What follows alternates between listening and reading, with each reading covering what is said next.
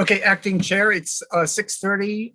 We are live on cable channel 10. All our social media platforms are live. If I can have all the commissioners and on screen now. And welcome to our mayor. And we're good to go. Excellent. Good evening, everyone. This is the regularly scheduled Planning Commission hearing of Thursday, May 6th.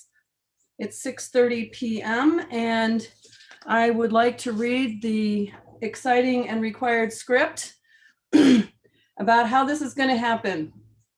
In compliance with the California Governor Gavin Newsom's executive order to protect public health and prevent the spread of COVID-19, this Planning Commission meeting is being conducted via teleconference on the city's website and is also provided on a wide array of streaming media platforms to offer access to the public to the fullest extent possible.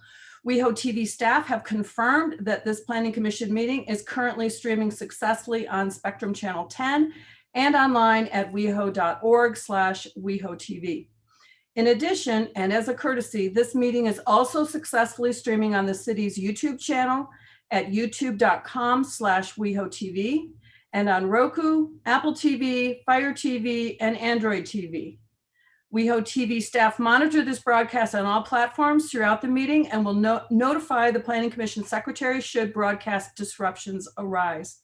Please do not interrupt the live meeting by calling or texting the planning commissioners about difficulties viewing the meeting. If you are experiencing viewing difficulties while watching this live stream, please reload the page or visit weho.org/WehoTV to access our official live stream and to visit a list of other available streaming options. In addition, you may call in to listen to this meeting by dialing 669-900-6833. The meeting ID is 957-3879-1875 and press the pound sign.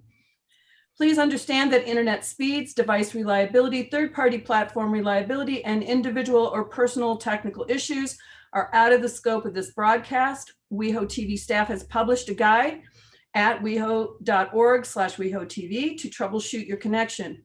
If you are having difficulties connecting to the meeting, you can also call 323-848-3135. And within a few months, everybody will be able to recite that in unison.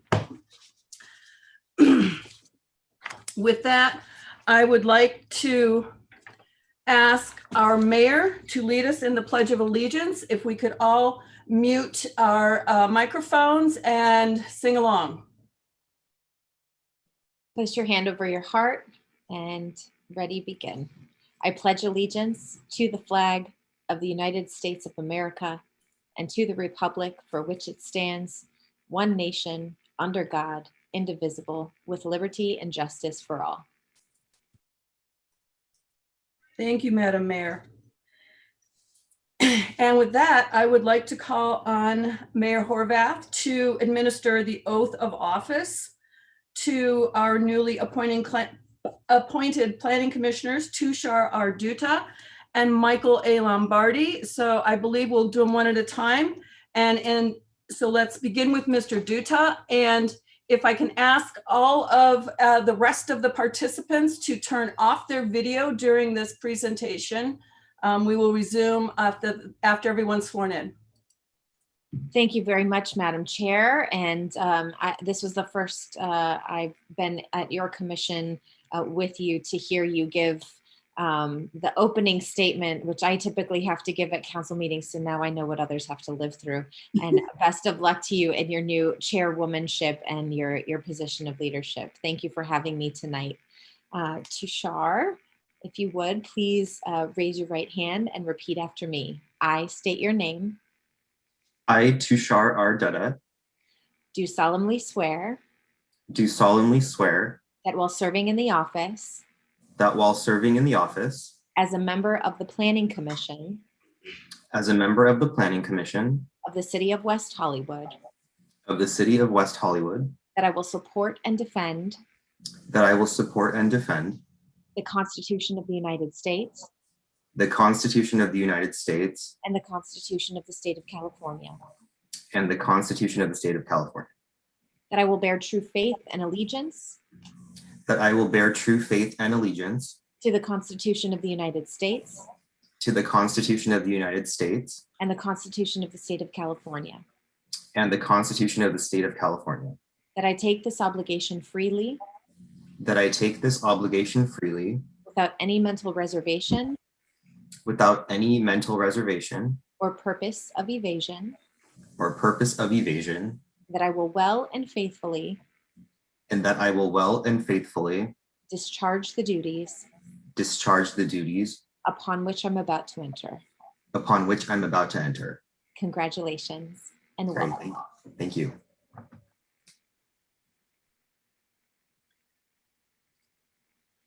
And And next, Michael. next, can we have Michael Lombardi join us? And Mayor Horvath, do your magic. Here we go.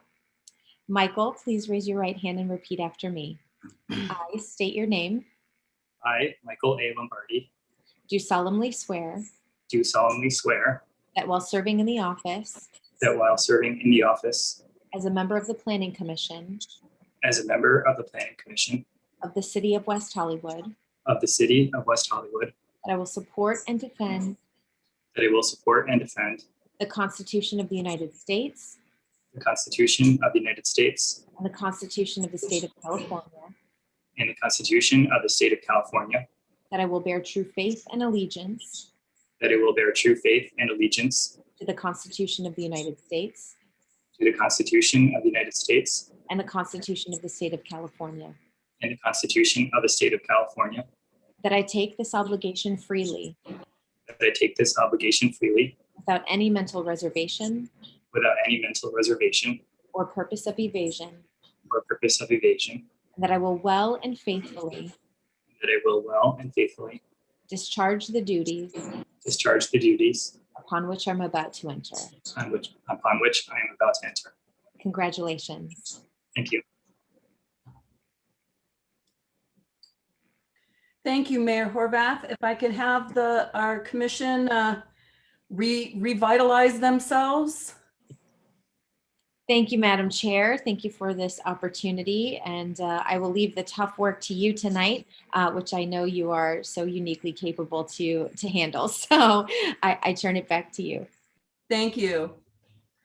With that, we'll move on to item 4 on our agenda, a special order of business, and that is the election of the chair. As you know, with the reappointment of new at-large planning commissioners, we have now 2 vacancies that were just wonderfully filled 5 minutes ago. And it requires us to vote for a new chair and vice chair.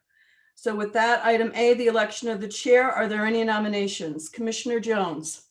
Yes, I would like to nominate you, Acting Chair Hoopengarner, to be chair. Thank you. Are there any other nominations? I'll second.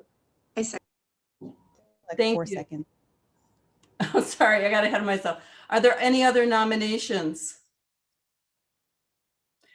There being none, David, can we call the roll? Thank you. Commissioner Vincent, Yes. Commissioner Thomas, Yes. Commissioner Lombardi, Yes.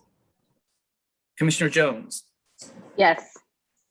Commissioner Dutta, Yes. Commissioner Carvalero, Yes.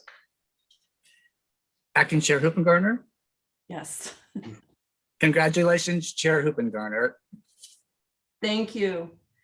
With that, we'll move on to item B, and I am going to take newly elected chair prerogative and nominate Stacy Jones as vice chair. We have a rather unique situation here. We've got 4 new commissioners who are sort of just landing on their feet. And I've asked Commissioner Jones if she'd be willing to step in, given that Commissioner Carvalero is our most recently serving chair. If she would step in as vice chair, given her incredibly capable experience in her last term as chair. And obviously this, by the way, is only through serving, we're both only serving through June 30th of this year. So the elections will happen again in 60 days or something like that officially. So with that, I place into nomination Stacy Jones. I'll second. Thank you. Are there any other nominations? There being none, David, will you please call the roll? Thank you. Commissioner Vincent, Yes. Commissioner Thomas, Yes. Commissioner Lombardi, Yes. Commissioner Dutta, Yes. Commissioner Carvalero, Yes. Commissioner Jones, Yes. Chair Hoopengarner. Yes. Congratulations, Vice Chair Jones. Excellent. Thank you. Now that it seems we've already called the roll twice, but let's do it one more time for the record. Number 5 on the agenda, roll call. Thank you. Good evening, commissioners. Welcome to our new commissioners and congratulations to all. Commissioner Vincent, Here. Commissioner Thomas, Here. Commissioner Lombardi, Here. Commissioner Dutta, Here. Commissioner Carvalero, Here. Vice Chair Jones, Here. Chair Hoopengarner, Here. and we have a quorum. Thank you, Mr. Secretary. But that will move on to item 6, which is the approval of agenda. And after conferring earlier this evening with staff has requested that item 12A be continued to a date certain of, I believe, June 3rd, Jennifer, to allow staff to address some additional items they feel need clarification and will make for a better staff presentation. Without objection, are there any objections to that amendment? Okay, with that, can I get a motion to approve the amended agenda for this evening's meeting? I move to approve the amended agenda. Thank you, Commissioner Thomas. I'll second. Thank you. David, one more time with feeling. Commissioner Vincent, Commissioner Thomas, Yes. Commissioner Lombardi, Yes. Commissioner Jones, I'm sorry, Commissioner Dutta, Yes. Commissioner Carvalero, Yes. Vice Chair Jones, Yes. Chair Hoopengarner, Yes. and the agenda for May 6th, 2021 is approved as amended. Thank you, David. And on to item 7, approval of the minutes, noting that our 2 newest commissioners will be abstaining from this approval as having not been in attendance at that hearing. Do I have a motion to approve the minutes? Chair, Yes. first I show Victor Omolchenko would like to speak on this item before you set it for approval of a motion. Oh, I've never heard of public comment on minutes, but okay. Victor, go ahead, *6 on your phone, and you can make your comment as you requested. Can you hear me, everyone? Yes, we can, Victor. Oh, very good. Thank you so much. Well, I just reviewed the minutes from our meeting, and what I'm going to talk about is the action item that you passed, the approval of the 1150 North Orange Grove project. And that was an action item that resulted in your approval with some concerns. And as I look over the approval of the app, I realized that some issues were raised about probably a faulty historic resource assessment may be coming forward in some kind of people don't have all the details. I wanted to share with you what kind of cost Victor, you had to make disclosures. Hello, me? Victor, I'm sorry, but you're breaking up a great deal. Can you get to a place where you have better cell connection? Okay, can you hear me now? It's very spotty. Can you hear me now? Better. Okay, let me speak now. Okay, so I'm sorry for that, Chair. All right, there was a discussion of receiving prize, and I guess those were from Miss Lynn Russell, and it had been included as correspondence, and 3 of the commissioners disclosed that they got private emails, and I know that then Chair asked that for full transparency, we have to disclose. What I wanted to share with you is, I would think that if you just went to look at a site and kind of looked around, I would expect you to do that as commissioners, and I don't really understand why you have to disclose that. But, for instance, if I ran into Ms. Jones on our street that we live together on, Laurel, and brought up an item to her prior to your hearing it, would she then have to disclose that she had a... The whole thing about disclosures seems to be fraught with a lot of misunderstanding. If, well, and Mr. Lombardi, if I run into Mr. Lombardi and ask him what he may think about lighting of billboards on Sunset Boulevard, as they've discussed in the future, would he have to disclose that to you, that I, a member of the public, asked him a question? And I bring this up because it seems like developers and architects have a pretty easy time of reaching out to commissioners, and I know you do disclose that. The public gets the staff to go through city staff to get an email to you. So let's clear up all of this stuff about private versus public correspondence. And for instance, a member who appointed you to the commission call them for some advice about a particular project that's coming. You have to disclose that. Let's all talk about all of this disclosures that may be happening or may not be happening.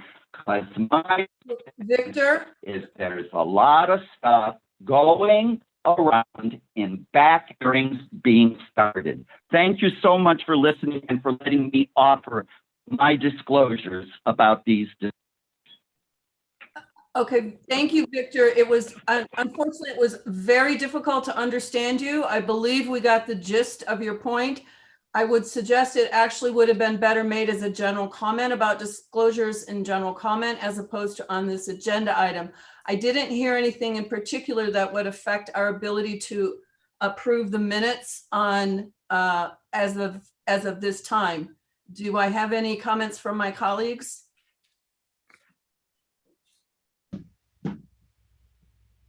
Commissioner Jones? Sure. I think I would just note that, typically when we're in an in-person setting at commission and we're all on the dais, I know I usually bring a box of cards with me that has my email address on it, and I'm always make myself available to speak. But I also just want to be clear that, if there is a developer who doesn't happen to have my information because they're not working with someone that I've worked with before or spoken with before, that they also have to go through city staff. So I'm always happy to meet with any member of the public. I regularly say this, but I just want to be clear. I think COVID has made it a little more difficult. So if anyone does want to reach out to me, I'm happy to provide that information. That's all. Thanks. Thank you, Commissioner Jones. And I think it's important that perhaps legal counsel can, when we go to public comment, can have a brief discussion on this. But in short, Victor, there's a difference between having a conversation with a party that has an invested interest in the project and the general public. And I'll leave it at that for now. Let's move on with the item as it's agendized, and that's the approval of the minutes. Did we have a motion? Commissioner Lombardi? Yeah, I just wanted to add, since Victor called me out, I'm happy to be available if there are any questions or concerns with regards to lighting. I can provide my information as well. And with regards to disclosures, I didn't hear all of that, but I think, open communication and just being clear, if we're straying onto an agenda topic is something that I would make sure to point out if there were questions or concerns that were brought my way, so that no one was caught off guard or surprised. Thank you. So did we have a motion on this item, David? I believe, Commissioner Thomas, did you make a motion? Okay, and we would need a second motion. A second on the second. approval of the minutes from. Oh, Commissioner actually, I can't. I have to abstain. Sorry, I wasn't at the last meeting. I'm showing I second. Commissioner Vincent. Thank you, Commissioner Vincent. With that, David, would you call the roll? Thank you. Commissioner Thomas, Yes. Commissioner Vincent, Yes. Commissioner Lombardi, Abstain. Commissioner Dutta, I'll abstain. Commissioner Carvalero, Yes. Vice Chair Jones, Abstain. Chair Hoopengarner, Approve. and the minutes for April 15th, 2021 are approved as, or passed as approved, showing Commissioner Lombardi, Commissioner Dutta, and Vice Chair Jones abstaining from this vote. Excellent. At this time is item number 8, public comment. This is limited to a maximum of 20 minutes. We'll set aside 3 minutes for each person who wishes to speak. And I would like to ask our secretary, Mr. Gillig, to run this portion. Do we have any public comment? Yes, we do, Chair. Our first public speaker, it looks like, will be Lynn Russell. Lynn, you have 3 minutes. Thank you, David. Good evening. Lynn Russell, West Hollywood. Good evening, Honorable Chair Hoopengarner and fellow commissioners. This is unfortunately the type of meeting whose agenda at first glance might not attract a lot of attention. However, the items this evening are very important and are a few of the dots that connect with conflicting policies of the city. Their terms may sound positive and endearing, such as climate action, housing element, affordable housing, aging in place, allowance for tenancies in common, a less expensive portal into home ownership, giving the appearance that all is well in WeHo. However, the sands are often shifting under the residents' feet. Is this really a euphemistic intention or by accident? Could this be an overarching plan seemingly benefiting elements other than the residents? City staff is very busy concentrating on the labyrinth of all of these dots while we sleep, necessitating residents to step up to another full-time job just keeping track.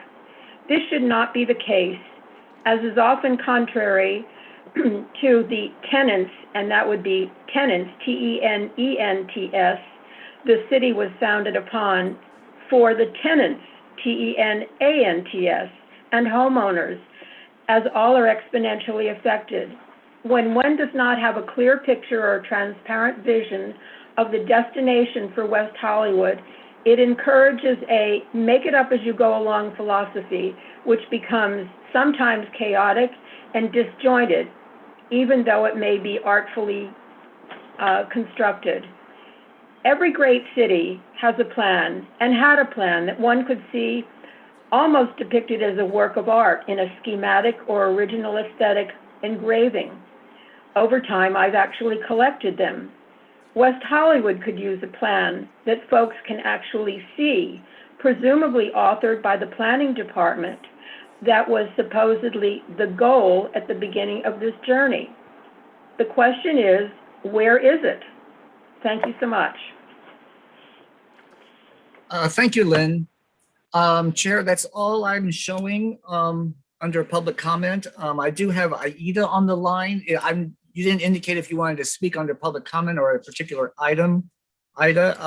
So if you'd like to speak on this one, please *6, and you have 3 minutes to make any comment you'd like. And if not, that's all I'm showing, Chair. Thank you, David. With that, we'll move to item 9, Director's Report. Mr. Kehoe? Good evening, Chair and Commissioners, and congratulations to the newly elected Chair and Vice Chair. That's really exciting. Just a real quick update. So at the last City Council meeting, the Council did approve that minor zone text amendment regarding driveway width. So that did get approved, and that will go into effect in about 2 months, I believe.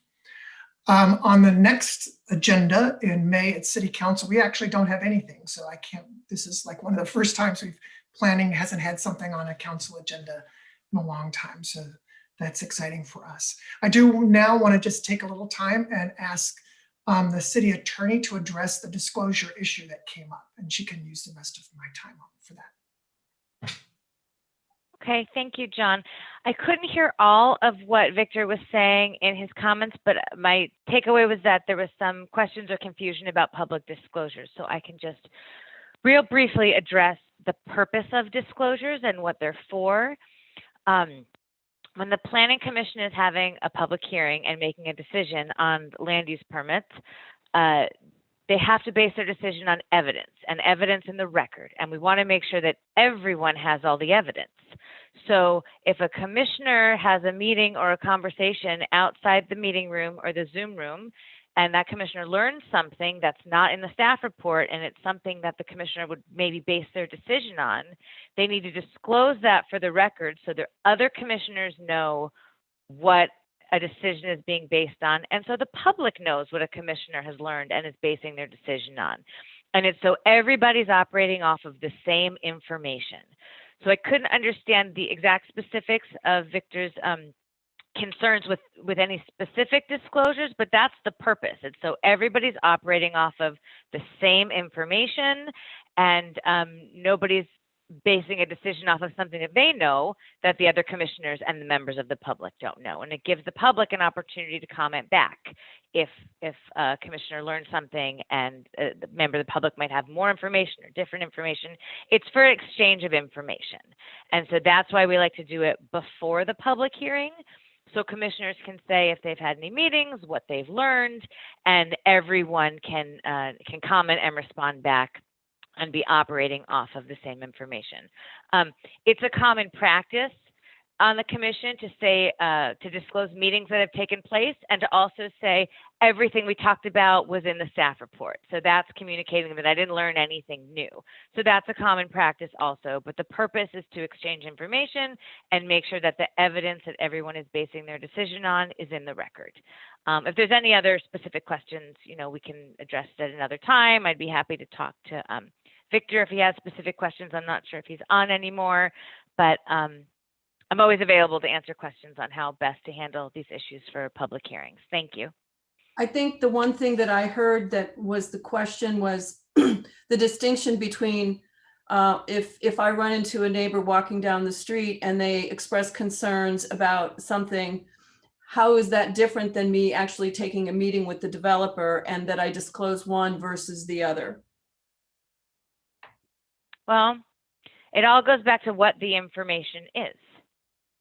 If it's something that's not in the staff report upon which someone would base their decision on, it's worth telling everybody else that, there are concerns in the neighborhood that the tree will be taken down, or it's not really a ficus tree, it's a different kind of tree, or whatever it is you learn. If it's not in the staff report and it's something that you learned, you can disclose it. And you can always ask me also if it's something that should or should not be disclosed. But it's about exchanging information and making sure that everyone's operating off the same information.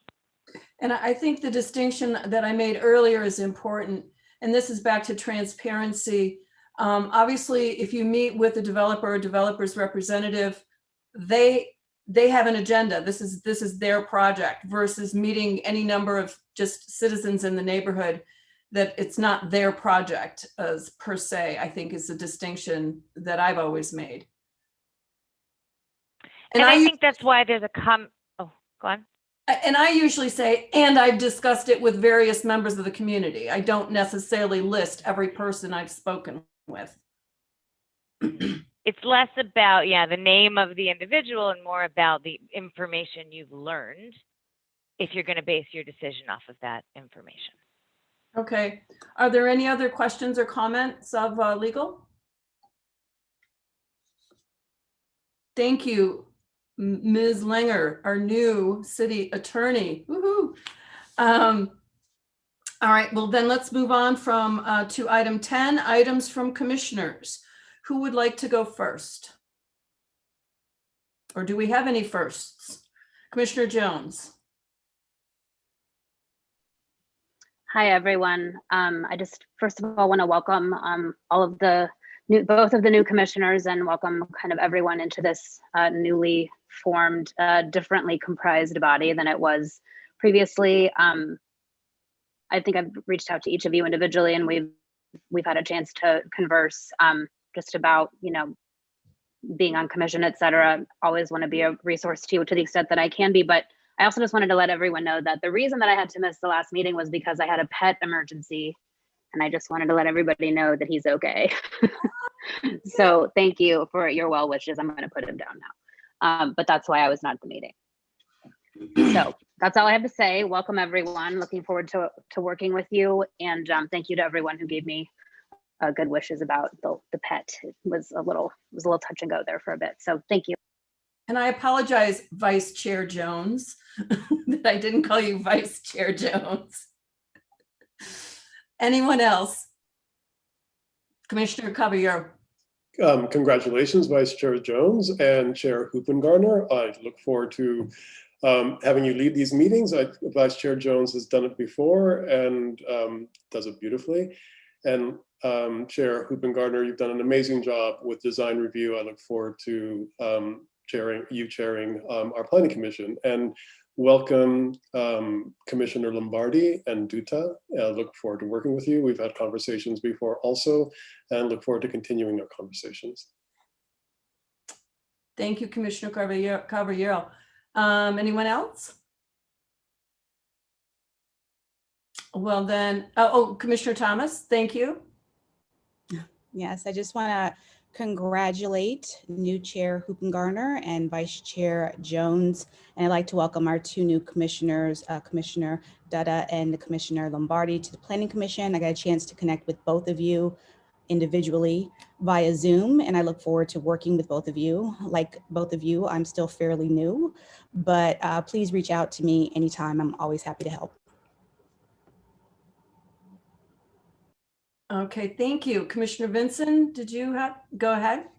Yeah, I just want to congratulate you, Chair Hoopengarner and Vice Chair Jones, and also to the two new commissioners, Dutta and Lombardi. Congratulations and welcome to the team. Very good, and I'll make that a seventh or a fifth or whatever.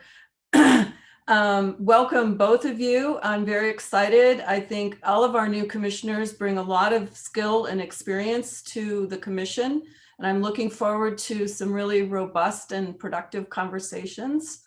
I will ask Commissioner Dutta if I said that right. Okay, I wanted to make sure.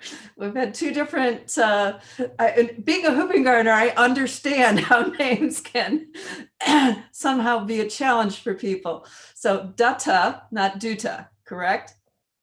Correct. I'm sure you'll hear it differently if you meet someone else with my same last name, but I go by Dutta. So okay, thank you. With that, let's move on to the consent calendar. Actually, I was just going to. I'm sorry. I was also just going to say thank you everybody for welcoming me so freely, and appreciate all of the just advice, and definitely looking forward to moving forward. And congratulations to Vice Chair Jones and to Chair Hoopengarner. I think we are in great hands with both of you in the lead. So thank you. Thank you, Commissioner Lombardi. I hadn't seen hands raised, so I apologize. Likewise, congratulations, Chair and Vice Chair, and also Commissioner Dutta. And I really appreciate the warm welcome. I've had the opportunity to speak with most of you, and it's been an absolute pleasure. And I'm really impressed by the wealth of knowledge on this commission. So I look forward to taking this on. Excellent. Okay, then we'll move on to item 11, the consent calendar. There being none, we'll move on to item 12, public hearings, which has been, for those of you who joined late, that is item 12A, the 8815 Cynthia project has been continued to a date certain of June 3rd. So those of you who are wishing to speak on that item, please pay attention to the agenda on June 3rd. That's when there will be a new staff report and and that's when that project will be submitted. With that, we'll move on to item 13, 13A, the housing element discussion. Now, before we get there, I want to sort of outline how these things work we have a lot of public who may or may not know how these hearings work. When we have an item on the agenda, there is a staff report followed by which are the infamous disclosures that we just disclosed that we're disclosing. And then we have questions from commissioners of the staff. If there is an actual applicant, there's an applicant's presentation of 10 minutes, followed by questions from commissioners. And then there's public comment. Normally that is a 3-minute public comment, but it depends upon the number of publics. The applicant then has an ability to rebut for 5 minutes, followed by more questions from commissioners, at which time we close the public hearing and the commissioners deliberate, make any amendments to any resolutions, and vote. I'd like to give that outline so that everybody knows what to expect. That said, this item is a staff item and is not an actual applicant with a project. So this is an agenda item that comes up once every 8 years, where we are asked to modify our general plan and the housing element of that general plan to address state required adjustments to housing numbers. And with that, I am going to turn it over to Robin Eason and her staff to make the staff report. Chair, before we get into that, I do want to just let everyone know that the lead planner on this project fell ill just before this meeting. Rachel Diamond fell ill, so she won't be here. So the rest of us are going to be picking up the slack of the presentation. So I just wanted to let everybody know that it's might be a little bit different than what we had originally planned. We're picking this up.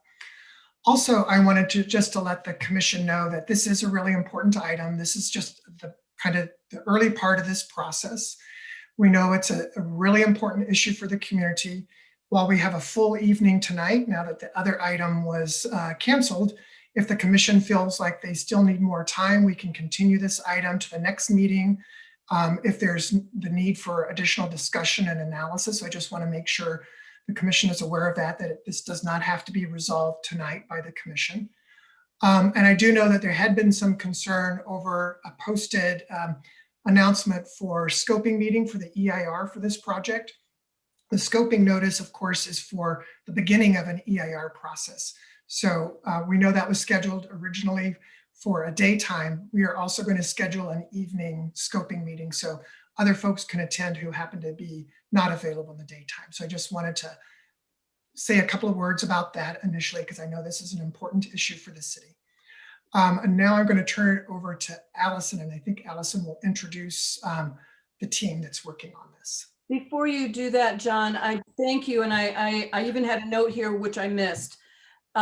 There was a large supplemental information package submitted to the public and to the commission, which should be at WehoTV.org for the public to download. It was quite a substantial addition to the staff report that was uploaded earlier today. So I wanted to make the public aware of that availability of that document because usually that doesn't get noticed as would the regular package. So with that and hopes that Rachel is feeling much better very, very soon, I will turn it over to staff. Thank you.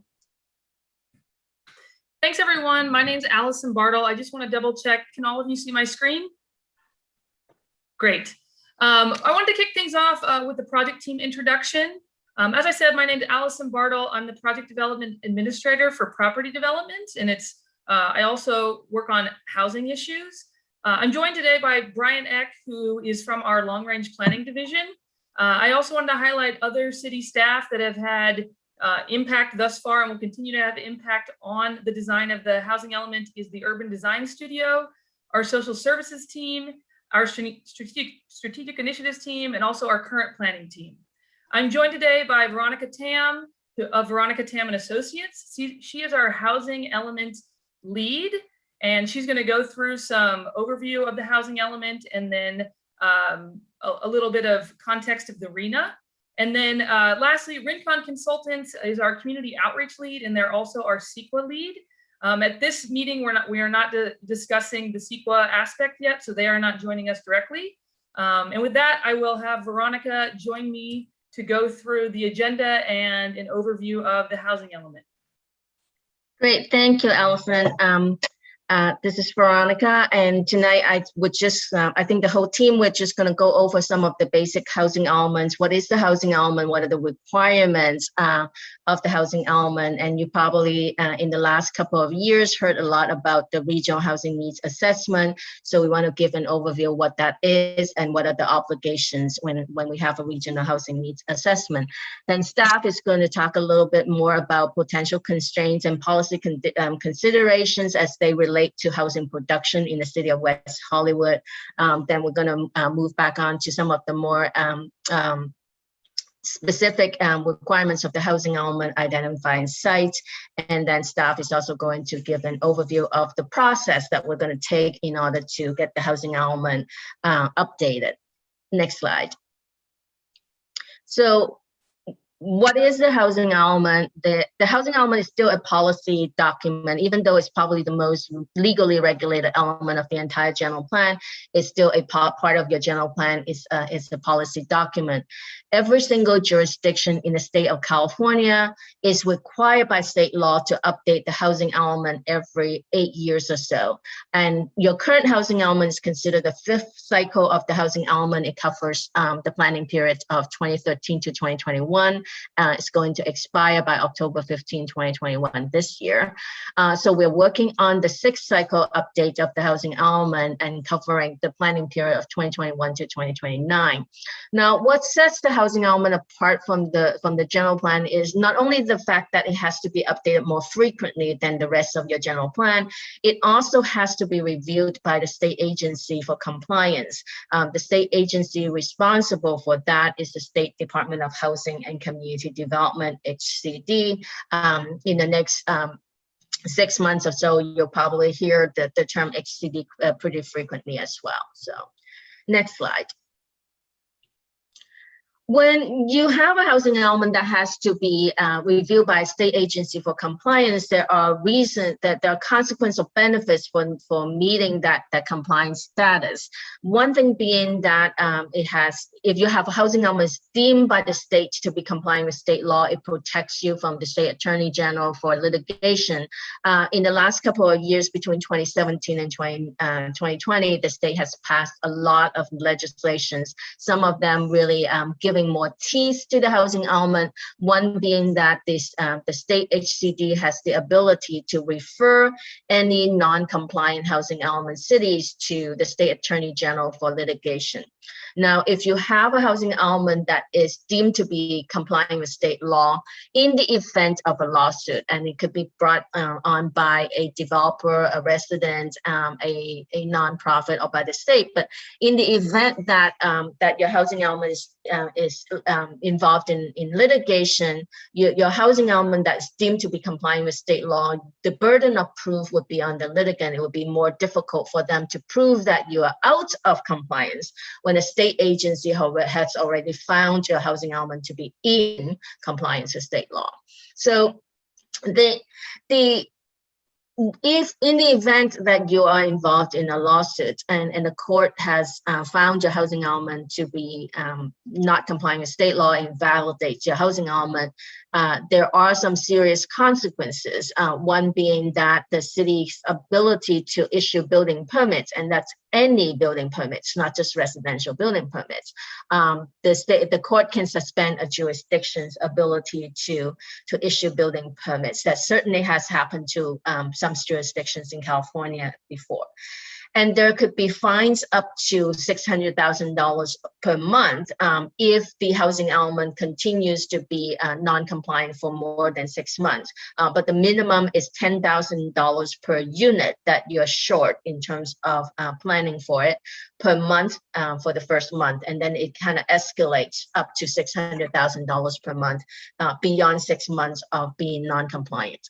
So Another benefits of having the housing element being compliant with state law is the fact that you would be eligible for state funds. There are funds that you would be eligible to receive, just entitled to receive if you are a jurisdiction that has the housing element complying with state law. But if you don't, then some of the nonprofits hoping to pursue funding in building affordable housing in the city of West Hollywood would have a very difficult time competing for competitive funds if the jurisdiction doesn't have a housing element that's compliant. So next slide. Some key requirements of the housing element is that, one, you must accommodate the projected housing demand, namely the regional housing needs assessment. We'll go into that a little further later on. But you also have the requirement to facilitate and encourage the production of housing for all income groups, for all household types, including special needs. Under state law, the special needs population defined as the elderly, the disabled, homeless, female-headed households, and large households being those with 5 or more members, and farm workers. Obviously in West Hollywood, that is not going to be a key special needs population.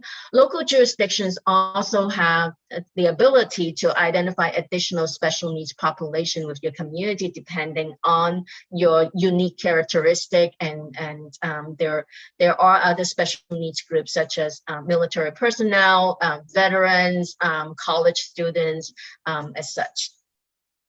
The other requirements of the housing element is to preserve existing affordable housing. The state recognizes that it's extremely expensive to build affordable housing in California, and therefore preserving what you currently have is an important statewide goal. And also improving the condition of existing housing.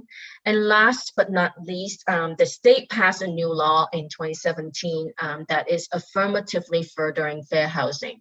This is probably one of the most significant changes to the requirements of the housing element in the last couple of years, requiring the housing element to look at housing and opportunities from the lens of equity. Next slide. So now we move on to talk a little bit more about the Regional Housing Needs Assessment, RHNA.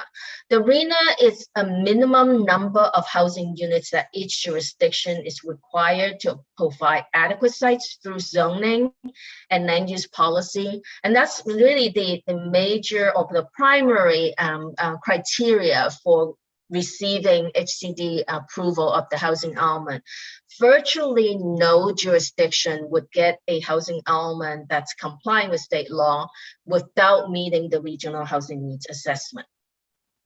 Next slide. So in terms of the Regional Housing Needs Allocation, I will go over that kind of process a little bit. The RHNA is a process that's mandated by state law. It starts from the state Housing and Community Development Department. HCD projects how much growth is needed in the entire state of California within the next 8-10 years. And that number is about 3.5 million new units statewide. For Southern California Association of Governments, being the biggest region in the state, we get an assessment from that 3.5 million units. We got an assessment of 1.34 million units. That's significantly larger than the fifth cycle housing element. The fifth cycle is a little bit over, less than 500,000. So we're more than like 2 times over. And LA County get an assessment of 812,000 units. Every single jurisdiction in the state, in the region, and in the county would get an assessment. For West Hollywood, our number is 3,933 units. And this little chart just shows you how you compare to your surrounding jurisdictions. The nearby jurisdictions, the closest to the city is certainly Beverly Hills and Culver City. You're more or less in the same range. Santa Monica gets a pretty large number, a significant increase compared to the previous cycles as well. But pretty much every jurisdiction did. Next slide. So this slide just compares your previous cycle, the fifth cycle, your number is 77 units, and your increase is probably one of the most extremes, but everybody gets a very large increase as well. But the regional housing needs allocation is divided into income categories: very low, low, moderate, and above moderate income. Very low are people who make up to 50% of the area median income. Low income are those who make up to 80% of the area median income. Moderate are those who make up to 120%. And above moderate certainly is just anybody who makes more than 120%. So for your income distribution, it doesn't necessarily mean that you have to build the units in this kind of income distribution, because the state also recognizes that it's extremely expensive to build affordable housing. You may not actually have the resources to build all the units in this kind of income distribution. However, well, the RHNA is a planning tool. Your obligation is to make sure that you have land use policies that allows you to have adequate capacity with appropriate density and development standards that can potentially accommodate that many units. And the state uses density threshold as a way to kind of as a proxy to affordability. We'll go into that a little further later, but essentially your obligation is to make sure that your land use policy has a range of densities that accommodate different types of housing that can potentially facilitate and encourage 3,933 units in this kind of income distribution. Next slide. Just to give you a little bit more context about a reference to what does that mean by the very low, low, and moderate income. The area median income for Los Angeles County right now, we always looked at it as a household of 4. And so if you look at the household of 4, moderate income households makes about 104 units, $104,000 a year. And low income household for a household of 4 would still make about $83,000. A household of 1, for example, maybe some of the seniors that are relying more on Social Security, the income limits are at $36,000 a year for a household of 1. And what this is the income limits of all the maximum income that you can make in this income category to be considered in that income category. Affordable housing is usually calculated based on 30% of your gross household income. And so you shouldn't spend more than 30% of your household income on housing. If you spend more than that, that means housing is probably not considered affordable to you. And the chart on the left are the numbers calculated by the state in terms of what it would be considered as affordable for rental housing. That's how much rent you can afford to pay for a studio unit if you're a low-income household. So in general, I think a lot of times when we talk about affordable housing, we want to remind people is that the cost of housing in California and Southern California is so high that you can still be making a lot of money in compared to other states, but you're still considered just low income in California, in LA County, and you're certainly, many of them face affordable housing issues. Next slide.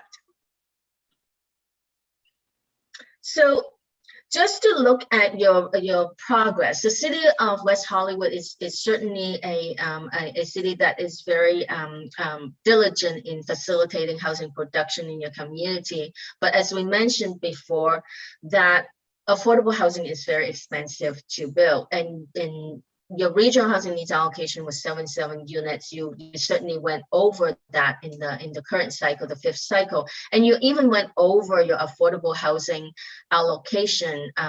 That is extremely unusual. In most jurisdictions, they can barely meet the regional housing needs allocation for the lower income, but your number last time was relatively low, and you were, with your inclusionary, with the city's efforts in affordable housing, you were able to meet, exceed your affordable housing goals. But we can see that the market rate housing, the more than affordable, the above moderate income, the city has certainly exceeded that much more. Next slide. For now, I'm going to pause and see if there are any questions about the housing element basic requirements. Commissioner Thomas? Oh, I thought I saw a hand. Do we have any questions at this point? Just to clarify, we're right here just trying to focus on what Veronica just said. We've got some natural breakpoints throughout. So again, kind of focusing this first section just on making sure we're all on the same page in terms of the housing element overview and the RHNA.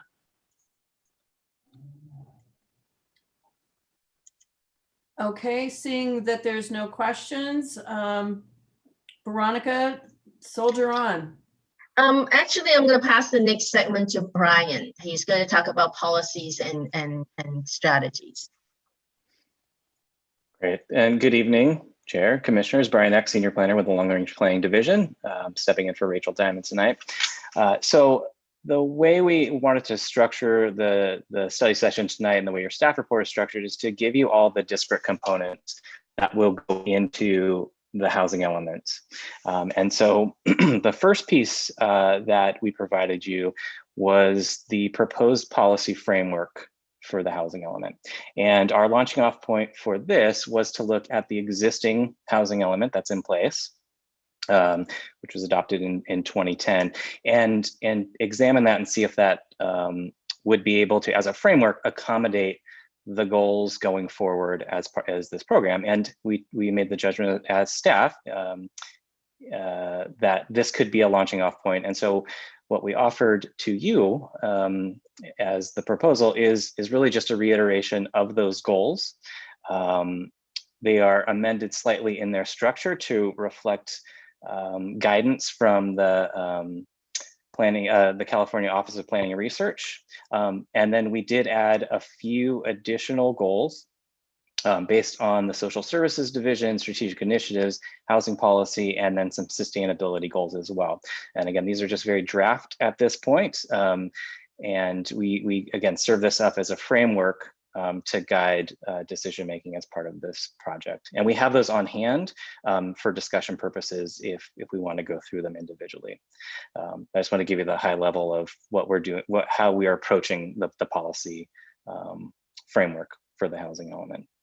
The next piece that will feed into both the policy framework as well as some of the tools that we might utilize in order to meet the RHNA allocation are some city council priorities and directives that staff has received in this current cycle that lines up well with the implementation and adoption of this housing element. And so some of those are responsive regulations to newer housing typologies. Those are things like co-living, co-working, micro units, various permutations of housing that might reflect some older styles of housing, maybe with new names that perhaps our codes and policies aren't at the moment very nimble in addressing to make sure that they reflect the larger goals of the city of West Hollywood. So that is something that we will proactively be looking at as part of the housing element. One of those key directives is looking for incentives to create middle income housing. And when we mean by that is when Veronica showed you the income strata, we show that and anything that RHNA structure, that anything above market rate is sort of in its own category. Now, the market is typically delivering housing product something above that 120%, which is leaving a little bit of a gap what we call missing middle income housing. And so we're going to examine strategies to see if we can close that gap between what the market is naturally delivering and an income category that's just not being met. Because when an income category is not being met, it sort of puts pressure downward on the rest of the housing stock in the city and in the region, and creates some negative externalities. And then the next piece, and this is really one of the key elements overall of the housing element, is looking to find incentives to create housing on underutilized lots. And this is supposed to be specifically tailored for underutilized lots on the city's commercial corridors. This was a directive that's been around for a little while. And that's certainly something that we will look at as part of the site suitability analysis we do as part of the housing element, but we'll spend special care and attention to see if there are certain incentives that we can create for sites that are underutilized that might fall out of the normal housing element process. Allison, can we go to the next slide? And then obviously there's some key city programs, priorities, major projects that are on the way in West Hollywood that we would like to account for as part of the housing element. And obviously the big one is the planning for the arrival of Metro Rail. And so currently the city is embarking on a rail integration study, which is running somewhat in parallel with this process, which is asking the question of how can rail best integrate into the city.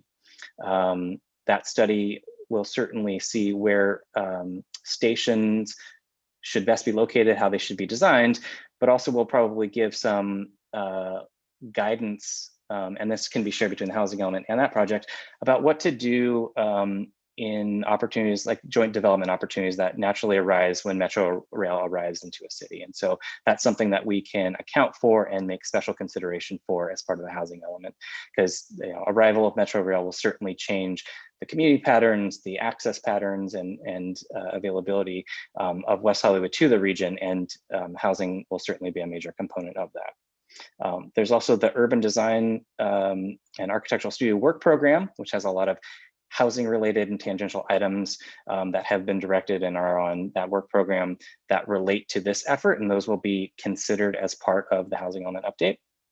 And then our strategic initiatives department and strategies to address homelessness are key efforts that will be incorporated into the housing element. Allison, can we go to the next? And then finally, one thing that the housing element requires every jurisdiction to do is look at and assess the specific market and financial constraints to the production of housing. And those can be things as big as national and economic downturns that could happen during the housing element cycle, because certainly we look to the market to supply a good number of the housing units that we need to fulfill. Certainly the impacts of COVID have changed the nature of both commuting and housing need and availability and choice, and that will be something that will be incorporated into this housing element. Then in terms of the financial constraints, just the cost of construction, which has gone up somewhat exponentially during this last cycle, everything from the price of land to materials to labor. And I think one antidote is that the cost of lumber has recently skyrocketed. And there's been some interesting stories out there as to reasons why, but that's an input and a reason why housing both might be expensive to build, prohibitive to build, and then might not hit those income categories that RHNA requires us to hit. And then the constraints certainly of providing affordable housing, because most of that is funded from either city subsidies or partnership, and we provide gap financing, and Allison can speak to that a lot better than I can, but there's certainly a constraint that we have to overcome and address as part of the housing element. All right, next slide. And then another set of constraints that we look at, and these might seem somewhat rudimentary for those of you on the Planning Commission, but we still lay them out, is the constraints that limit sheer development. And we're not making a judgment call whether these are good or bad, but just they are by their very nature a constraint to the development of housing. So that could be land use and zoning restrictions, which do restrict height, and FAR provide development standards like open space and other things that do physically constrain how much housing could be constructed. It also includes the building codes that protect life and safety, which we have very little sway over, but they are a natural constraint to producing housing. Next is historic preservation. While it's a fantastic goal in of itself, it can limit development potential for sites that do have historic resources on them. Again, not a good thing or a bad thing. We're just saying that it is a sheer limitation in terms of how much housing could be produced. There's the review, entitlement processes, and permit fees, which all add time and cost and uncertainty to the process, which again can serve as a constraint to housing. So I think, Allison, maybe is there one more slide or is this the last one? Oh, and then again, this is, Veronica touched on this piece and she can speak into in detail, but again, this is another component recently enacted by the state, which we have to address as part of the housing element. So again, the staff report in this training is meant to just give you all the building blocks of what goes into the housing element, starting from the policy framework through those constraints, and then potential tools that we can, and we'll get to the potential tools in a minute. I think, do we pause next for questions on this? Yes, okay. So this, now we pause for questions and discussion about the policy framework and constraints. Are there any questions at this point? Trying to make sure I can see all the people's. Commissioner Thomas. Yes, thank you, Chair. I have a couple of points I'd like to add. The staff report addresses potential constraints to housing production, one of the constraints being building costs. So how do we provide incentives to encourage the kind of development we want? And what are creative solutions to help incentivize market rate developers to build the housing stock that we need? One of the suggestions in the report is to concentrate future development potential on commercial corridors and mixed use projects. What can we do considering that there is major transit coming? The transit and mobility section of our climate action plan calls for us to create transit overlay zones and outlines the ways that we can decrease our reliance on cars. And current trends are that people are moving away from individual vehicle ownership. So could one of the ways that we incentivize developers to create this housing, could one of the incentives that we provide be to eliminate parking requirements? I know the city of Los Angeles is looking to eliminate parking requirements, and nationwide, it's estimated that 17% of rent goes towards the cost of constructing parking since developers pass on costs to tenants.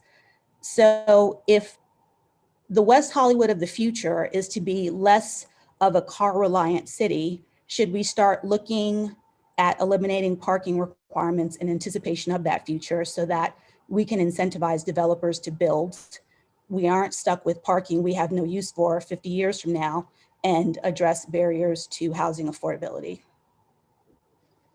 So we'll tackle that. Yeah, absolutely. You nailed the constraint piece, that some of our development standards add cost to buildings, whether that's open space or required parking, which I think by some estimates are as much as $36,000 to $50,000 per space. And so we look at the strategies in the next segment here. We'll look at either removing, eliminating, reducing development standards as a means of addressing some of those constraints. Now, some of these things are interrelated and it's hard to unwind one without, touching on another, and that's the tough work of policymaking. But yeah, that certainly is part of the what is in consideration as part of the housing element. And I'll just jump in here also, just, one of the things that the state, we keep talking about how the state is constantly proposing things and changing things. There's a bill under consideration at the state level that would eliminate parking requirements in cities within a certain distance of transit, which would basically be almost our entire city. So the state at least is looking at the removal of parking as an incentive to help increase production of housing. Okay, thank you. And the other thing is that an aspect of the housing element update is to work towards addressing racial and socioeconomic disparities. And general plan goal H6 is to affirmatively further access to housing for all, and goal H6.1 specifically lists 22 demographic segments for which a person cannot be denied housing, but it does not include arrest or prison records, and it does not specifically mention Section 8. And this is important because it would allow for discrimination against a lot of people. I mean, the way it's written right now, someone like Jane Fonda, who was arrested 5 times in 2019, could potentially be denied housing in West Hollywood, and or a person who is HIV positive and on Section 8 could be denied housing. They could not be denied housing based on their HIV status, but they could be denied due to being on Section 8. And as an inclusive city, we want to make sure those barriers to access don't exist. And yeah, and as an aside, I just wanted to thank staff for the supplement document that you sent today, because I had questions about the task force. I knew their names based on some of the links that you provided, but I didn't know what their titles were and what specifically they did. And that was addressed in the supplement document that you sent today. So I just wanted to thank you for that. And those are all my points. I will note that there was I believe, a name missing on that list. Sheila Lightfoot was the 10th commissioner on that list. I didn't see her on that supplemental list. Okay, we'll review and update if needed. Any other questions at this point? Okay, who's up next? Might be me still. And we can always circle back if there's questions at the end of this too that relate the various points here. So that's perfectly all right.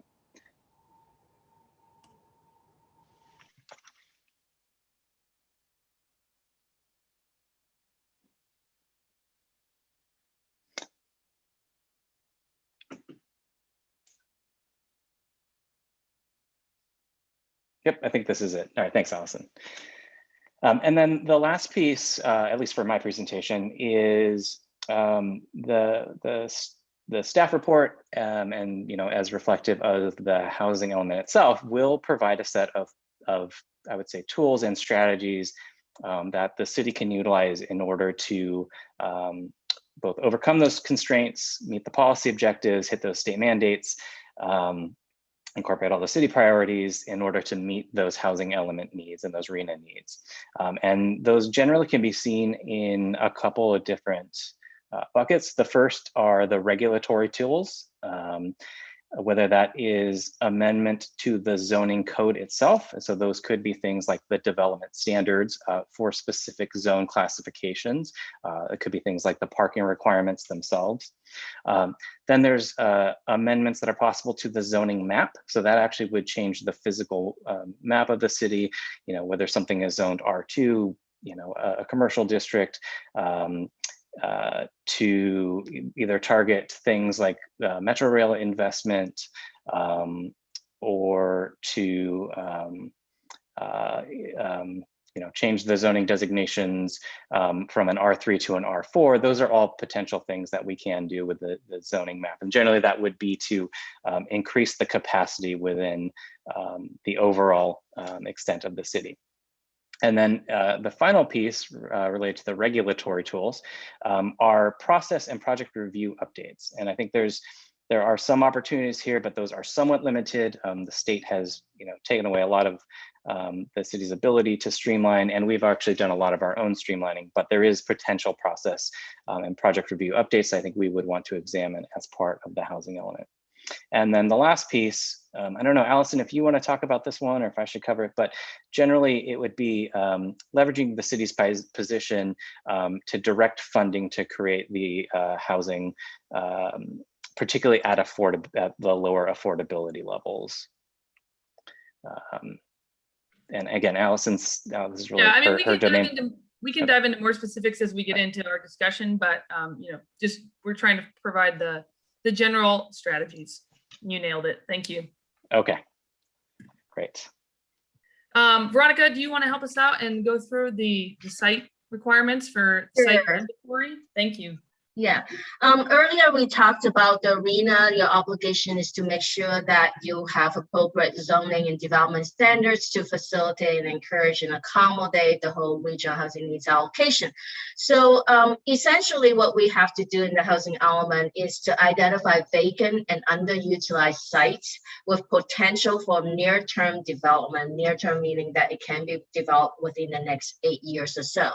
Now, we also talked about the RENA and density being a proxy for feasibility. The state law established a default density for 30 units to the acre as a density of 30 units plus, as a default density that is feasible to facilitate lower income housing.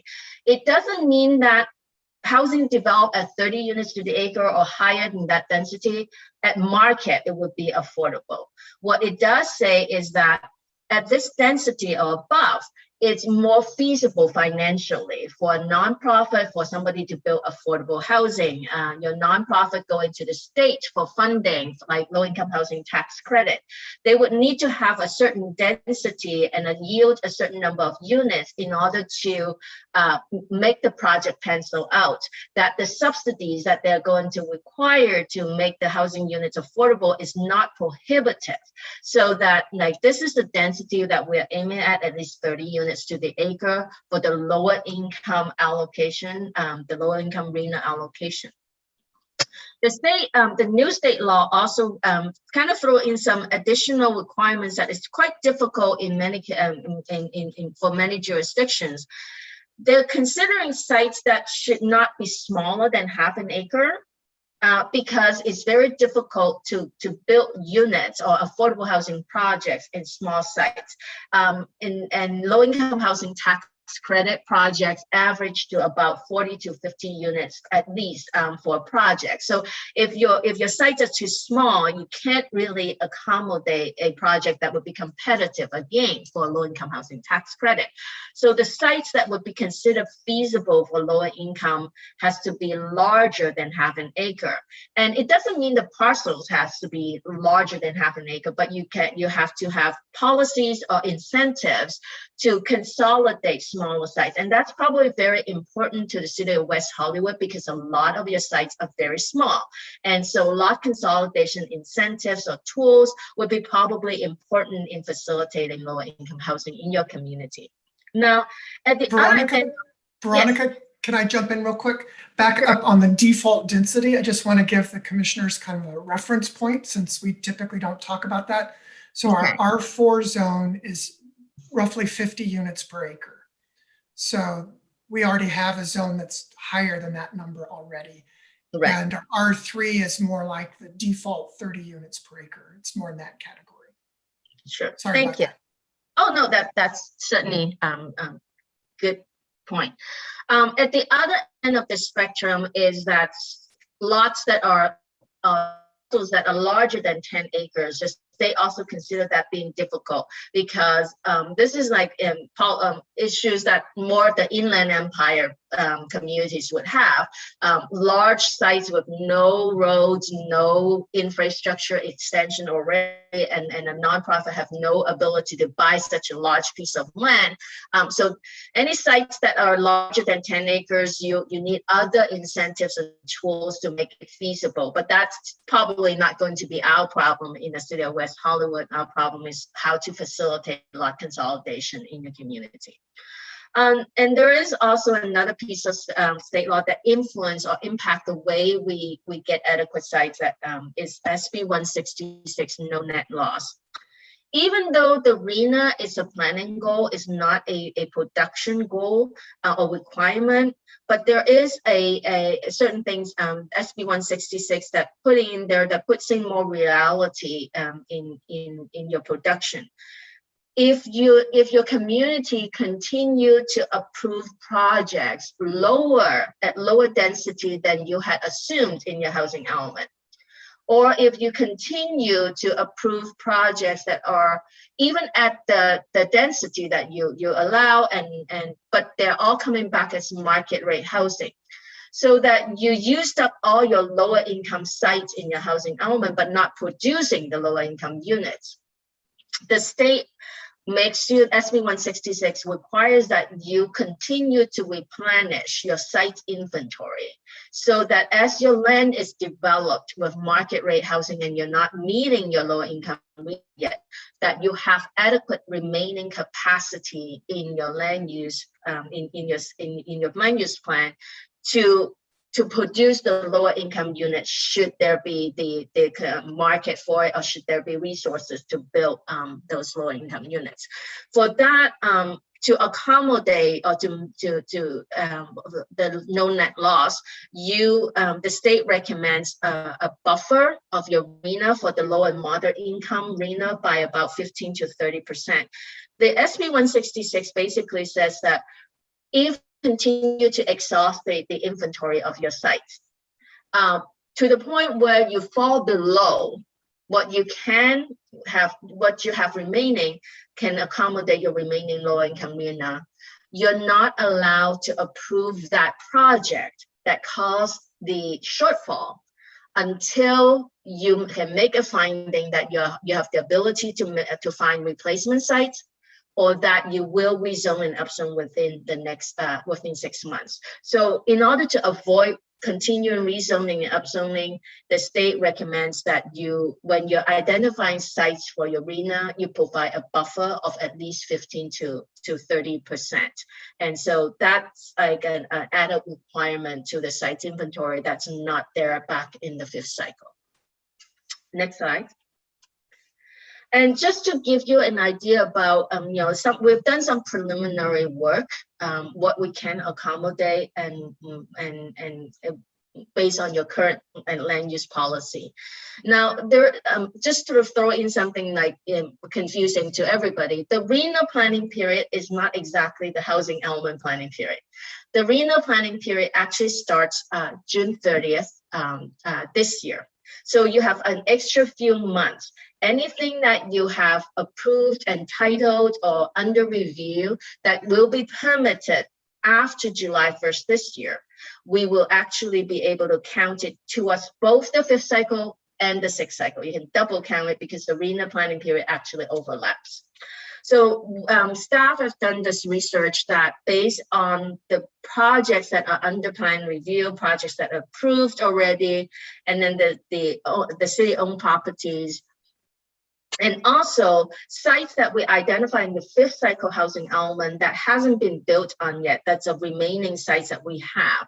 We can pretty much accommodate a few hundred units already of your regional housing needs allocation, about 600 to 700 units already.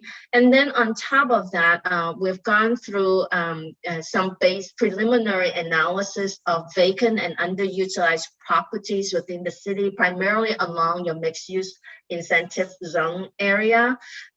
Things that would be considered vacant and underutilized would be that the building structure is old, that is a single story building, and that it's not, it's built substantially below the FAR that's allowed in that area, so that there's more feasibility for those to recycle over time. We've done a preliminary analysis that you can overall probably accommodate about the majority of your RENA, but we're short by about 1,000 units. We probably have the ability to accommodate your lower income RENA, but not with the buffer that we're talking about. If we inflate the RENA by the 20% buffer, not 30, we haven't done the 30% yet. We're doing a 20% buffer right now. If we're increasing the RENA by a 20% buffer, we still need another 1,800 units or so. And so that's kind of the discussions that we also want the City Council to consider. It's like, where else do we find the sites? Next slide. I think that now I'm going to pass it back to staff.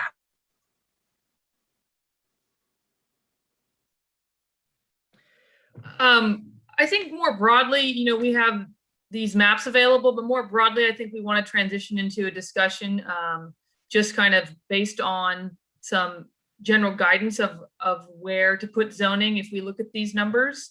And Brian, I was going to turn it over to you if you want to provide any additional context. None of the numbers per se, but reflecting back on the strategies, one thing we will look at is the availability of land, the capacity of our zoning. And so I think that the next couple maps where I think were some key underutilized or some key target sites that have been identified that make up that capacity analysis that Veronica did just share. So we do have this available, although I don't think we would solely rely on just these few scattered sites to accommodate the roughly 1,000 units that we would need to accommodate. So these are just what is feeding in, I think, into the analysis that Veronica shared. I also want to just also chime in. Another thing we can consider is looking at in our multifamily zones where there are still some remaining single family homes, because there are still single family homes scattered throughout our multifamily zones. And it's likely that those will turn over. So we could also take a look at that and see how many more units might be developed in that area. So that's a possibility that might happen that would take place in existing zoning standards that wouldn't necessarily need any change. So there might be some additional units we could find as potentially in those areas as well. But I also wanted to, just remind the commission that while the number of housing units is obviously a really critical component, as Commissioner Thomas pointed out, there are other issues with the housing element that we want to take a look at in the policies. We want to make sure we have a fair policy that addresses all sorts of issues when it comes to housing and not just only focus on the number of units, although it is a large number of units that we're having to deal with.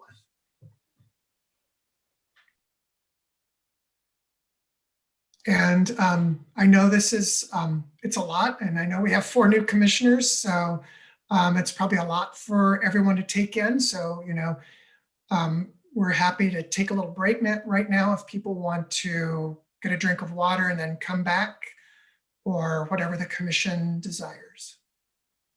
Or do we have questions on what was just presented so we don't lose that gap, and then we can take a break? Commissioner Caballero? Yeah, Brian, somebody just flipped through a bunch of maps, which we didn't have in our staff report. And those look really interesting and informative in terms of maybe some of the studies that you've already done where we can place these units.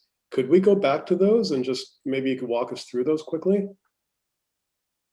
Yeah, absolutely. I think we weren't necessarily prepared to talk about that, but I think it's a good starting point because we have to narrow in to some degree, or we can geographically, where we can target units. And I think to John's point, I think we'll have to use sort of every tool available to us and looking across the city at our various zoning districts and investment opportunities that are coming with Metro or other improvements to our infrastructure. And so, Brian, if I can piggyback on that, I'd like to add, if you could address things that are sort of in the works and where they fit into this schema, such as Melrose Triangle and some other projects that are not entitled but are in the works. Where do they fit into these numbers, these maps, et cetera? Yeah, absolutely. That I don't, let's say someone else on the team I think knows better exactly where projects in pipeline fall into. I think those are accounted for. I think if they've been filed and they're known. Do we have a slide that showed the date of when projects count towards the next cycle? Well, here we have in the top row, these 90 units are the units that are, in the pipeline, and we get to count due to the July 1 kind of overlap that Veronica was mentioning. And so Melrose Triangle is already entitled. So that would have been counted in the current cycle. But my understanding is that there's some significant changes to that. Yes, if it does happen, then it might be able to count for the next one, but it's possible that it may not happen. But the existing entitlements would have been counted in the previous. But we'll, if there's a way for us to accommodate that in our current cycle, we will certainly examine that. Since we're getting to double dip in the 6-month period, we'll be, strategic and creative with that. Brian, during design review, we just reviewed a project at the corner of Fairfax and Fountain. And I'm just curious, it's 81 bedrooms, but it's only 5 apartments. So how do those numbers count towards these? Really good question. And so I'm happy. Sorry, go ahead, Brian. I'll just say how it relates back to it in a global level, and then you can talk about the specifics. So when I talked about council direction on addressing sort of newer housing typologies and where they land, both in terms of regulations that we create in order to make sure that they land well into the city, but also how they're accounted for in RENA is part of how the housing element. So we will both create hopefully through this, both policies and standards to address those types of housing units. And then Allison give you the specific questions about how that relates to RENA. Yeah, just, relating to co-living, if it's, it's basically 5-bedroom units with 5 beds, and then they have a shared kitchen. And so because of that, it's only considered one unit, because the way that it's evaluated, we're really looking at kitchens ultimately. And Veronica can go into the more specifics, but that's a big drawback with co-living projects and RENA is that we can't count 81 beds. We can only count however many units. And slipping my mind how many total units were in that project, but the gist is if it's a 20-unit project with 5, it was 17 units, but it was 81 beds. Right. So in that case, we get to count 17. We don't get to count 81. Okay. Do we have any other, I have some questions, but do any of Commissioner Duda? So I was just hoping that someone could kind of maybe talk about, so I know that Metro is holding their scoping meetings last week and this week for the Crenshaw North extension with, 3 possible routes. And so how does, the task here of, the housing element update and, the sites inventory, how does that potentially contribute to, what the city's desired goal is for the route that ultimately might go through the city in 2 different ways? And how do those 2 goals kind of work in parallel? Will the sites inventory potentially have an impact on what that decision ultimately is? I'm not too certain on the timing on the Metro side, but if you can speak a little bit to that and kind of how that thought process happens. And then also the other question I had to do with like impacts on schools or other public facilities. And is that something that gets, because the number is pretty high, and so there might be, impacts on just, capacity and whatnot. So is that something that gets factored into this housing element update as well at the time it's being done this year? So I can talk a little bit about the Metro Rail. So they do kind of work hand in hand. The housing element will be concluded before the Metro studies will be concluded. The Metro studies will take probably 2 years, maybe 3 years to get all the way through the process. So it's a much longer process. So our housing element would try to identify potentially where Metro might be coming in. And so we did this once before with the 2011 general plan. At that time, we also thought Metro Rail was coming, but a different version of Metro Rail. So we had transit overlay proposed in that general plan that included height and density bonuses in areas where transit stations might happen. But just before the plan was adopted, that line was removed. So we knew that line was removed. So we eliminated some of those incentives because we knew there was not going to be a fixed rail line in the city. So it could be that we would go back to something like that, where we might have an overlay with some sort of incentives for if and when transit comes to the community, we can rezone it and then get these increased densities. But if for whatever reason it's delayed, you don't have to have it zoned immediately. Yeah, and we also work hand in hand with Metro to, because they're looking for us for guidance on which is the preferred route and which and so this process gives us some ability to tell Metro, this is the city direction in terms of its growth and development of housing, and therefore you should use the preferred city alternative, whichever one that we want to use. So it's sort of an iterative process, and we work very closely with Metro on both ends. And so they're asking us questions about, where's your housing element headed, and where are you likely to site new housing? And then on the school question, I know that LAUSD does, they do their own capacity analysis, and that's based on the same demographic information and growth projections that we're all looking at. And so we don't need to worry necessarily about that, because they have their own process of their facilities. And we can get more information on that, but it's not something that we necessarily hit directly. It will be examined in the environmental impact report, but I do know they kind of are looking at the same numbers when they plan either the how they allocate their resources and their school sites.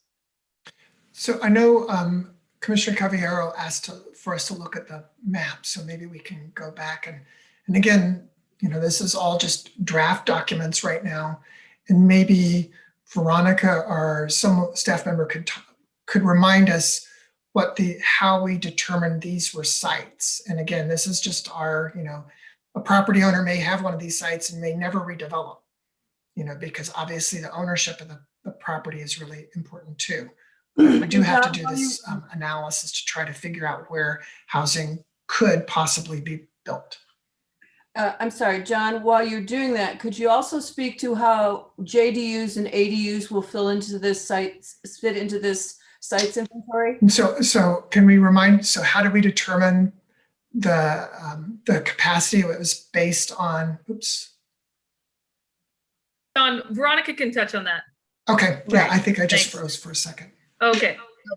Yeah, in terms of identifying the existing sites, I think typically we use a variety of factors based on the existing uses. We typically eliminate housing that is already a condominiums and townhomes, because those are much more difficult to recycle. So when we look at existing residential, we're probably going to, just like John mentioned, we'll probably look at just single in multifamily zone that can recycle up, which is not shown in this map yet. But we use an age of the building structure, and if the structure is at least 30-40 years old, we look at the existing floor area ratio by calculating the building that's on the ground compared to the lot area, and how the existing FAR compared to what's allowed in that district.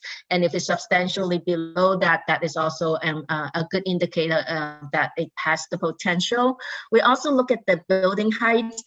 If it's currently just a single story or two-story building, then there is more potential for that to also recycle and value. If we look at the assessor data and the dates that it was last improved, and the land to improvement value shows that the land is substantially more expensive than the improvement. It shows, one, that building hasn't gone through any kind of major tenant improvements. Otherwise, it would have been reassessed in terms of value. So that also gives an indication of potential for ability to recycle. This is just like a preliminary analysis right now, but we certainly have to go in and do a lot more kind of due diligence in looking at checking ground truth in some of the sites and making sure that there is potential there. But this the location we've found to have that to meet those qualifications. Now let me add that kind of respond to the ADU and ADU question regarding how they to them. We are allowed to count and fulfill the adequate site requirement, but not by capacity, not based on how many single family lots in the city and how many single family lots with the space that could put in a second unit or a junior ADU. We have to do it based on historical trend. And we're allowed to look at it based on 2018 to current, because 2018 is when all the new laws has changed and cities are seeing a substantial increase in interest in ADUs. So we need to look at the permits issued for ADUs between 2018 and now, and see what kind of average annual trend we're getting. And you can project that into the future by multiplying by 8. But you can also kind of increase that trend depending on how much effort that you want to incentivize ADUs development in your city. If you know, some cities are really proactive, or that, you know, it's very suited to the character of their community, and they're using ADUs and incentivizing ADUs. Some other communities would just say, well, we'll allow that to happen, and will facilitate by you know, increasing the improving the process affordable. So it depends on how much effort that the city wants to incentivize ADU. But generally, if we can only justify an average of 20 units a year, then you can probably allocate 180 over the next 8 years for your ADUs. If you want to step up your effort to promote that, maybe we can go up to 200 years. So it's really based on trend.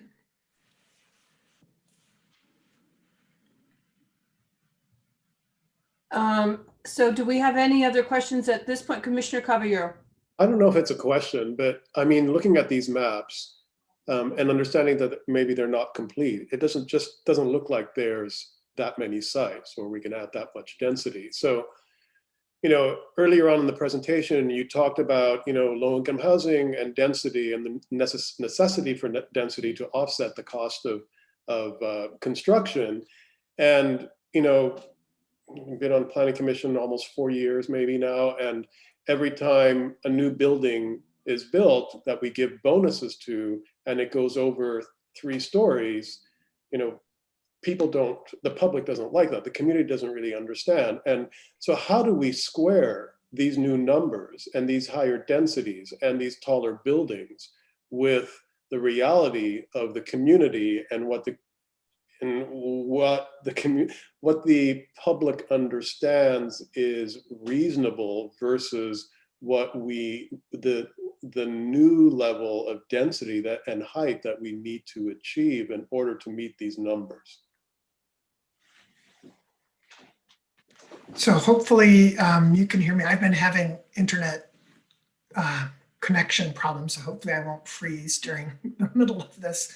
But I think you really picked up on one of the biggest issues, because I think most people in the community, you know, we love West Hollywood the way West Hollywood is, but we also know that we have to change in some parts. So I think that is really going to be one of the biggest challenges that we face, is how do we balance that and, you know, put the needle through the you know, how we do that. It's going to be really hard.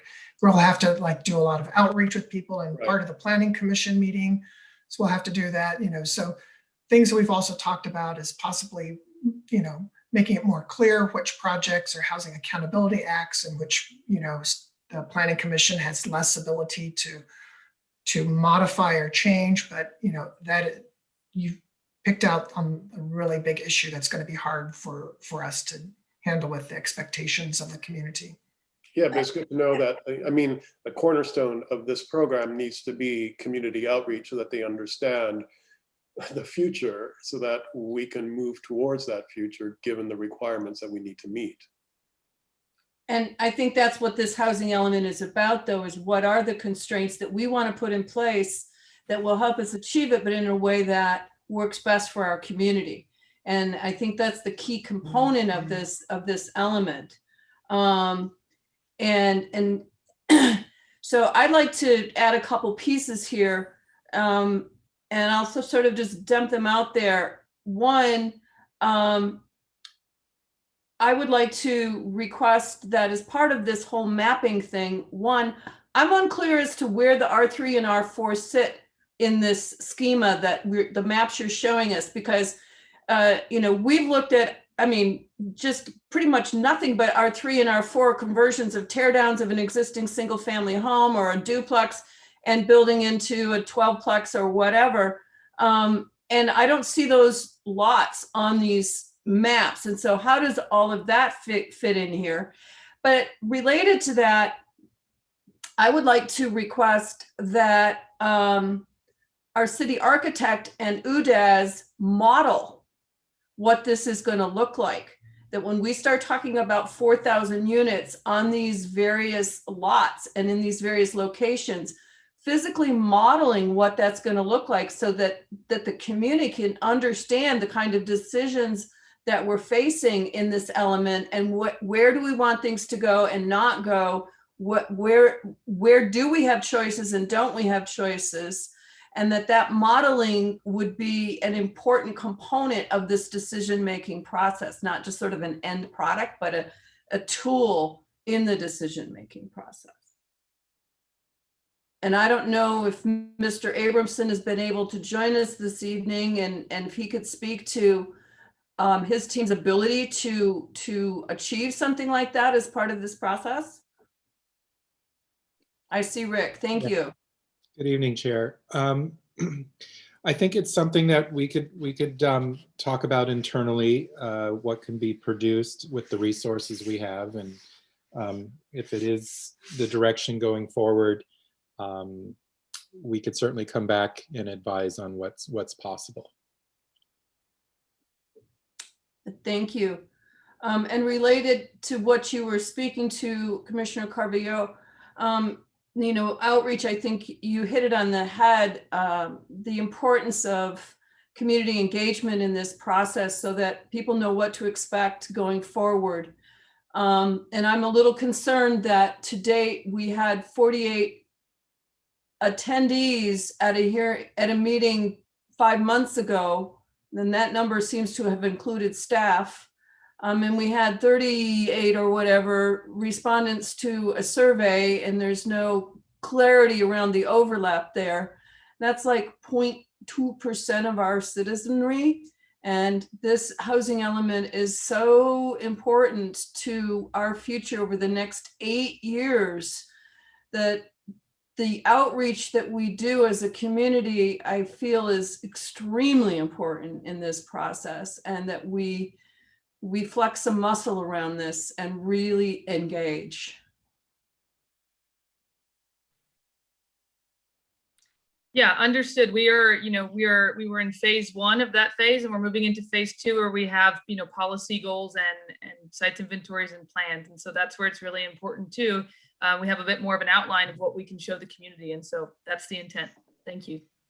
And related to that, I wanted to thank Mr. Kehoe for saying that they would be adding an evening scoping session, because I think that the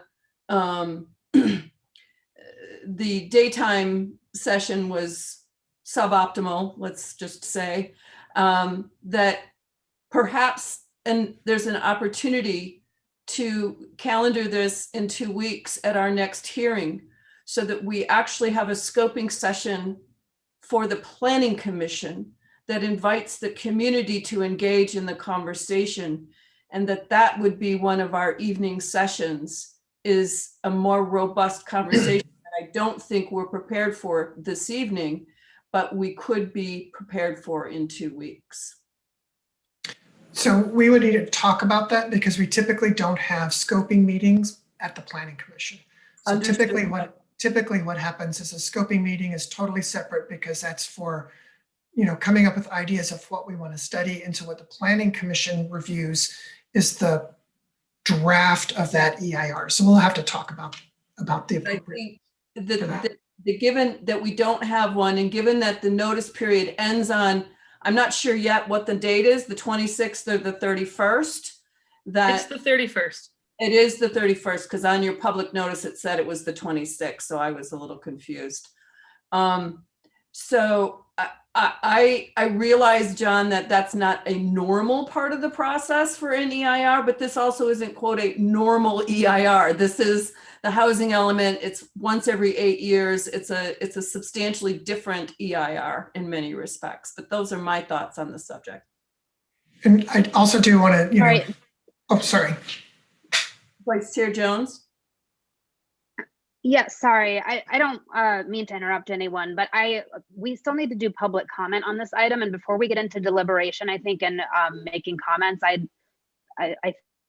think it may make a little more sense for us to hear what the public has to say, and then we can kind of move into giving our opinions, which is why I've been silent this entire time.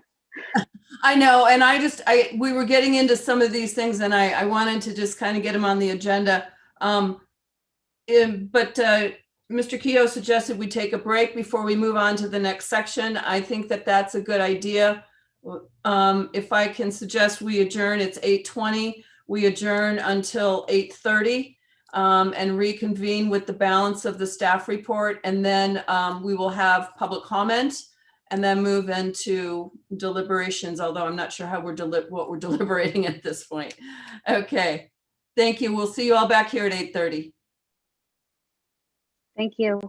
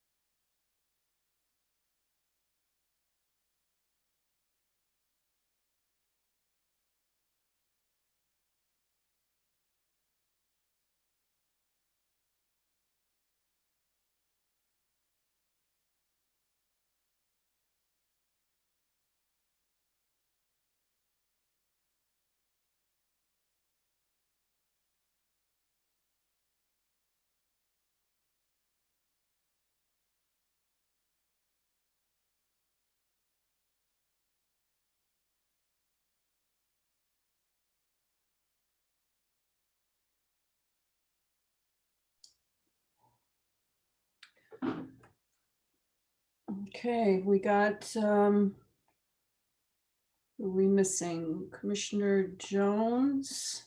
There she is. Vice Chair Jones. Commissioner Caballero. Okay. If I count right, 1, 2, 3, 4, 5, 6, 7. All present and accounted for. David, are we live? Yes, you are, and we are good to go. Okay, then let's reconvene this hearing, and staff, it's in your court. So I think at the moment we are kind of done with our presentation. So I don't know if we wanted to go get the public comments and then come back. And then when we come back after the public comments, we could maybe put on some screens, some draft policies and ask some questions about if you agree with the policies and that type of thing. I think it's, unless there's any other comments from my colleagues, we can go to public comment. Although I would suggest that as far as next steps, I would rather we discuss the process and how this is going to roll out before we jump straight into the actual output. Sure, that's fine. Yeah. Okay, with that, David, would you be our head cheerleader on the public comments? I'm sure we have some citizens who would like to participate. Sure, thank you, Chair. I do have a few people that have written in for to make a public comment tonight. If there's anybody else on the line that has not contacted me, please do *9 on your telephone. That'll let me know that you would like to speak on this item. Our first public speaker will be Edward Levin. Mr. Levin, you have 3 minutes to speak. Thank you. Chair, members of the Commission, Edward Levin, resident of West Hollywood. First, I'd like to congratulate the new Commissioners Dutta and Lombardi and Vice Chair Jones and Chair Hoopengarner and say it's about time. On this item, I sent a memo. I just have a couple of thoughts. The city should not make promises that it can't keep, and it shouldn't make promises that the community can't understand. The community takes the city's words literally, understandably so. So if the city makes statements that can't be read literally, the results are going to be predictable. The community ends up with unrealistic expectations that guarantees that the community will continue to get upset at land use decisions they don't understand. This is where we've been for many years, with the city and the community talking past each other. It's just not working. So it's time for the city to deal with the community in a way that the community can understand. So it's essential that the housing element does not promise anything the city is not prepared to deliver. The city has to speak openly and directly about its intentions and about the constraints on its ability to realize those intentions. There are 3 kinds of problems in the proposed draft. The first is a promise the city can't deliver. The second is a promise that doesn't reflect reality. And the third is a promise that nobody really understands. Goal H1 is a promise the city can't deliver.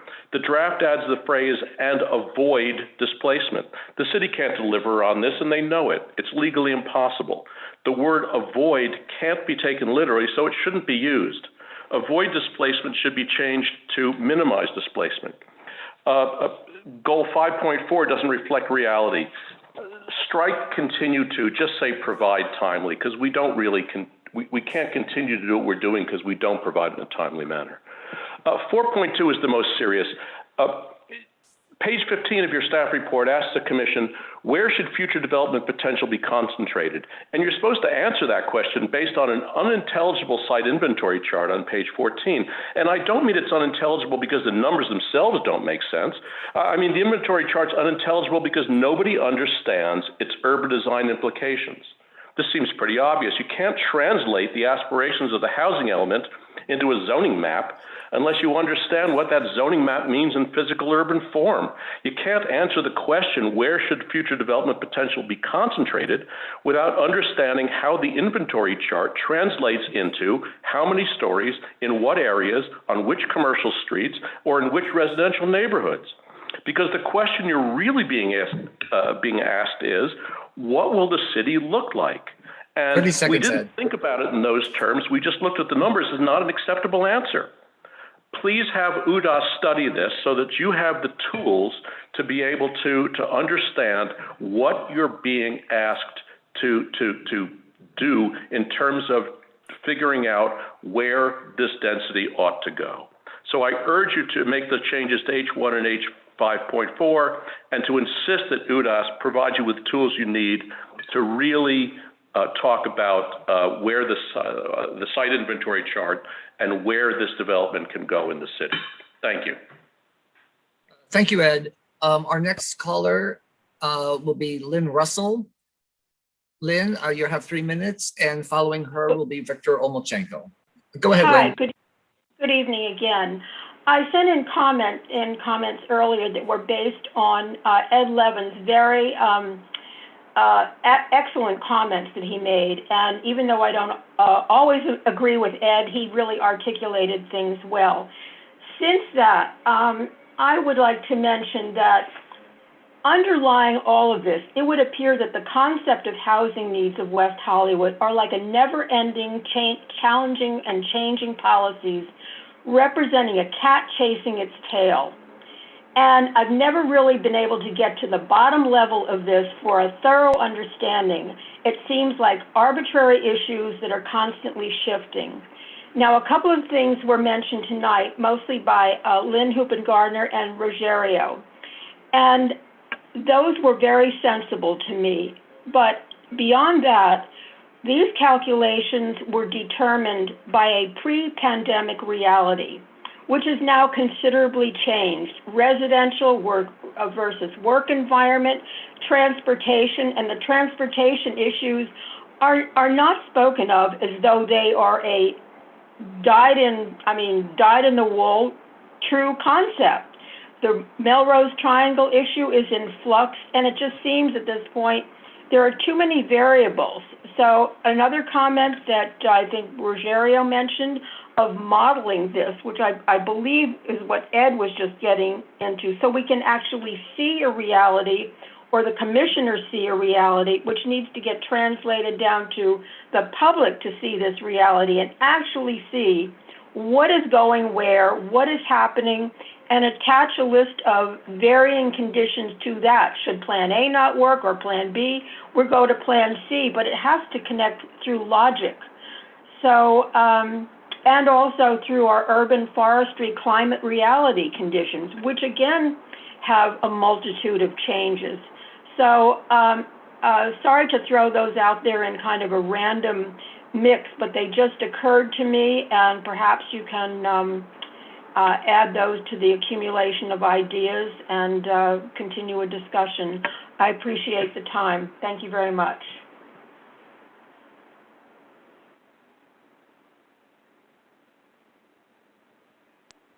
David, you're on mute.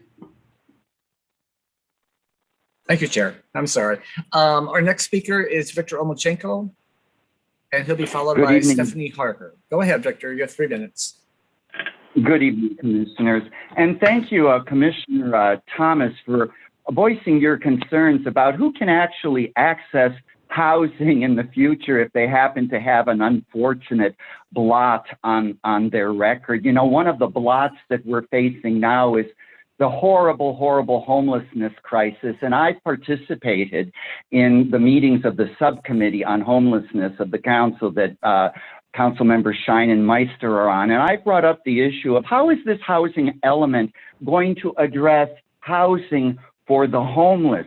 Because my impression over the year has been that the fine inclusionary units that have been included in new developments, those affordable housing that we talk about, they tend to go to folks who are already housed, for folks who already have roofs over their heads, and not those who are living in tents.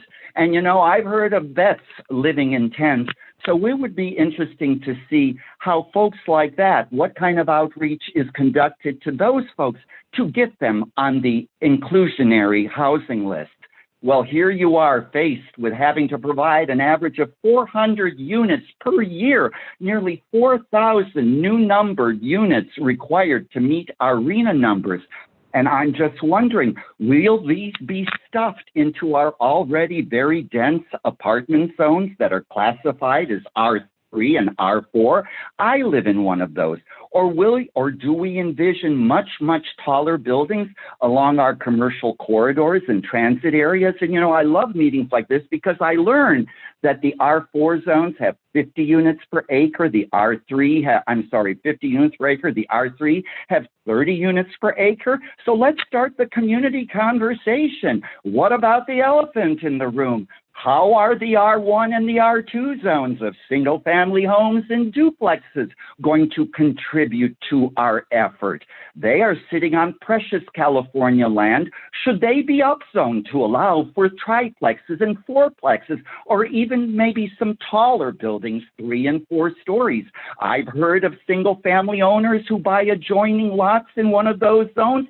And what did they use that precious California dirt for?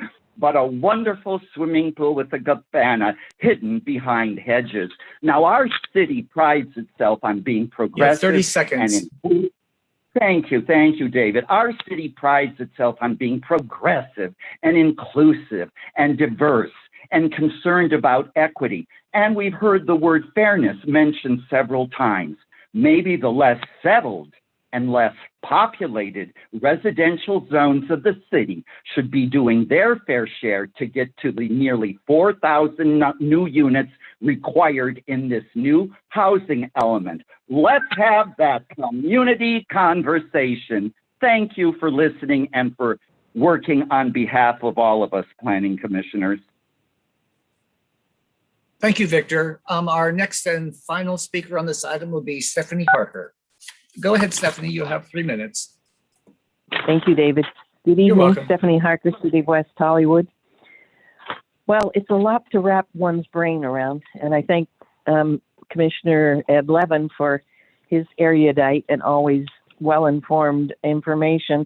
I just wanted to reiterate a thank you to John Kehoe, too, for agreeing to do a nighttime version of this. I think my letter stated it's very difficult for people. There are a lot of people who are still working, fortunately. It's difficult for us to make daytime meetings, and this seems to me to be one of the most important things other than changing the general plan or updating the general plan. I was really happy to see improve existing housing and preserving existing affordable housing on the list of things being considered in this new housing element. I don't think we've paid enough attention to that. As all of you probably know, we've lost 1,000 units, rent-stabilized units, and in recent years, we've lost units that are not replaced, and then $1 million is paid by the developer, by the billion-dollar developer.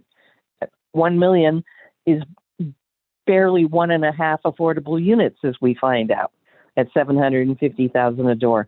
I just feel like an economist or somebody must be able to come up with a way to lower the costs or to make the developers who are taking away our precious affordable housing units, affordable meaning rent stabilized in this case, for many long-term tenants, that we can figure out a way, again, to preserve our existing affordable housing and to improve our existing housing. We are one of the densest cities in the area. We are almost twice as dense as Los Angeles, and we're almost 3 times as dense as Beverly Hills, and we're 1.89 square miles. I feel deep in my heart that we are not, West Hollywood and its citizens are not responsible for the housing shortage. They built 1,000 units in 5 linear blocks on the east side. Out of those 5 units, we got 175 of inclusionary units. And I just feel like if we're going to be building more, You have 30 seconds. the developers need to be putting a 1-for-1 amount into a lieu of, or to be building those units. I hope that you will have many more of these, not just one more of these. It's been 4 months since our last one, and we haven't heard anything. If we can announce that the Halloween parade and Gay Pride parade to all 36,000 people, we need to be doing that for the housing element and explain to them, we citizens, how important it is. Thank you. Thank you, Stephanie. And Chair, that is our last speaker we have on this item. Very good. At this point, as I said earlier, I'm going to suggest that we kind of break this down into bits, and the first bit maybe be the process of how this whole element is going to roll out. What are the components of it? What are the important areas that we feel need to be addressed just as a process or a step in the process? And that's my suggestion. How do you feel? I'm okay with doing it bit by bit, but I also, I don't know how everybody else feels about this. I'm open to conversation, certainly, but I've been kind of like writing down thoughts as, members of the public have given comment and fellow commissioners. So I'm happy to break it down, but I also, I don't know, it's totally your meeting, Commissioner. Well, you're running the meeting, Commissioner or Chair Hoopengarner, so it's up to you. But I just maybe it would avoid a lot of back and forth, but maybe that's also the point. I want everyone to feel heard. So sure. And obviously one of my, that's all, I'm going to be almost coherent here for a moment. One of that includes obviously subjects and topics that are in these elements, but they drive the process. I guess part of my concern is that, as we identified, there was a scoping meeting scheduled for next week, on a Tuesday morning during the week. What other meetings should be held? How should we engage the community? All of these things, to me, are a part of the conversation, and I'm happy to open the floor to anybody who would like to speak on the subject. We've got a pretty dense topic here. Who'd like to go first? Okay, Commissioner Lombardi. Sure, and apologies if I jump around a little bit here or steer off of the process, but some thoughts and also hearing comments both from the public and from some of the commissioners.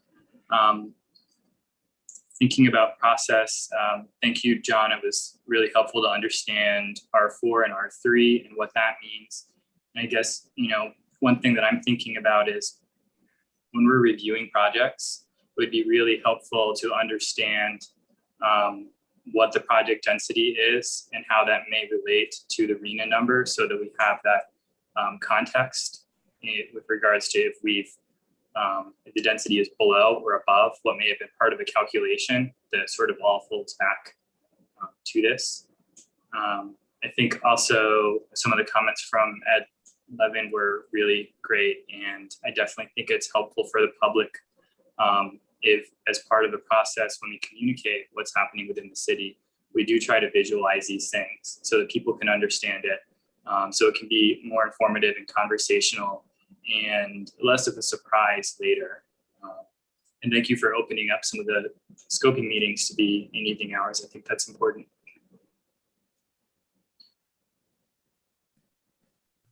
And one more thing that might be a little bit less about process, but also with regards to the comments from, I believe it was Victor, regarding the issue with the homeless population and how we handle that and get ahead on that. I just would like to point out, thinking out loud here, that when we're counting the RHNA numbers, I believe it's units that have kitchens within them. So we should keep that in mind too, how we're handling that and what that means for the RHNA numbers as we occupy space that may or may not count toward those numbers. Those are my comments right now. Thank you, Commissioner Lombardi. Who'd like to go next?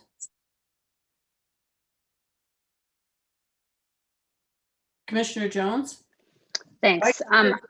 Oh, sorry. I don't have a ton to add. I generally concur with Commissioner Lombardi's statements about it. I think some of what I would like to express about the process also relates to one of Mr. Levin's points in his memo. I believe it was the first one about intent.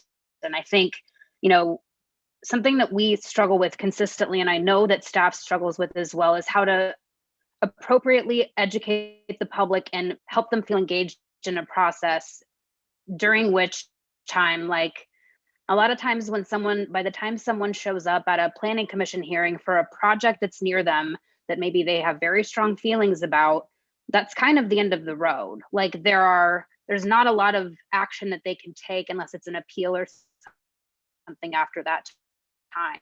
So especially given the fact that, it's already hard enough to do community outreach for something that, maybe not everyone is interested in. A lot of times planning projects are, people start caring a lot more when it's happening on their street or, when it's right next to them, which is understandable. I don't expect everyone to be a planning or community development nerd as I am. And I know many of mine are, and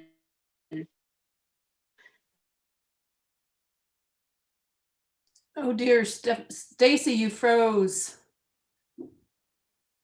Come back to us. But can you hear me? We can hear you now. Maybe, sort of. Sorry, when did I cut? We're turning into our own personal Verizon commercial. Terrible. Can really none of you can hear me now? Yes, we can hear you now. And no. I'm so sorry. Okay, hold on.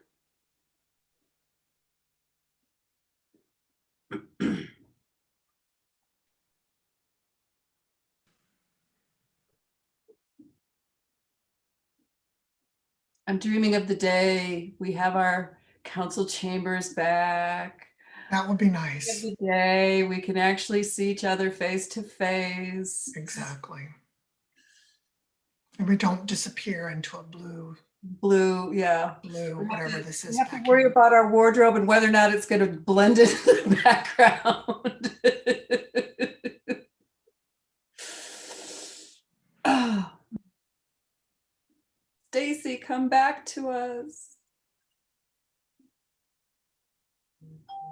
I don't want to jump in and have someone else go because I'd like Stacy to be here in order to hear whoever else is going to speak. So do we play that? What is the Jeopardy music or one of the do, do, do, do, do, do, do. Okay, she just reset and I re-admitted her, so she should be, Excellent. there she is. Yay. Stacy. You're on mute there. Can you hear me? Yes, we can. I'm really sorry. I have very slow internet in my apartment. For another commission at another time, the infrastructure of the internet in West Hollywood. My bad. I'm so sorry to have disrupted this. Could you please tell me where you lost me so that I can continue my thought? Oh, somebody who's got a better auditory memory than mine, please do that. Planning and development nerd was where we left off. Okay, so not as actually as early as I thought I was cut off. So I think all of this is to say, I just want to make sure that we're taking as many opportunities as we can and have time for, because I know that there is a timeline on this, to involve the public at times that are convenient for them. That means after hours, maybe on the weekends. I cannot make daytime meetings myself, and I did not attend and was not able to attend the meeting in January. So again, aligned with what my fellow commissioners have had to say so far, but I would like to make sure, because of the gravity of what the housing element is going to look like going forward, that the public has as many opportunities to participate.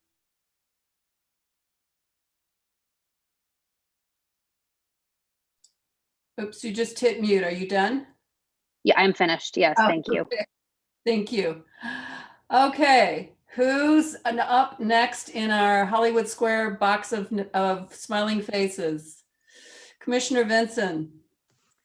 Yeah, I mean, I second a lot of that. I think also education to the community on the planning commission's purview. I think there's a lot of confusion when, if they've got a project in their neighborhood and maybe they're not usually as involved, and then suddenly they're involved because of something going on across the street from them or next to them, and then not really understanding our purview. So I think trying to educate them, the community overall, there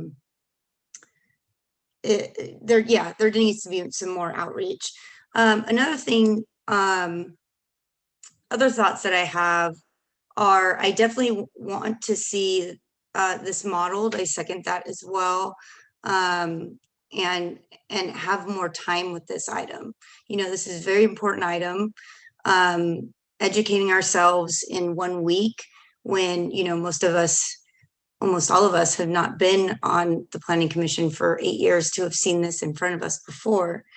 So just more time to educate ourselves on this very important item and understand it fully. And I think I really like the idea of incentivizing ADUs, right? So all these single family homes that don't have additional units could be incentivized to add a unit. And that could also help us get to the numbers that we need to get to without building, such dense units and taller and try and help get to that extra 1,000 units that we seem to be short already.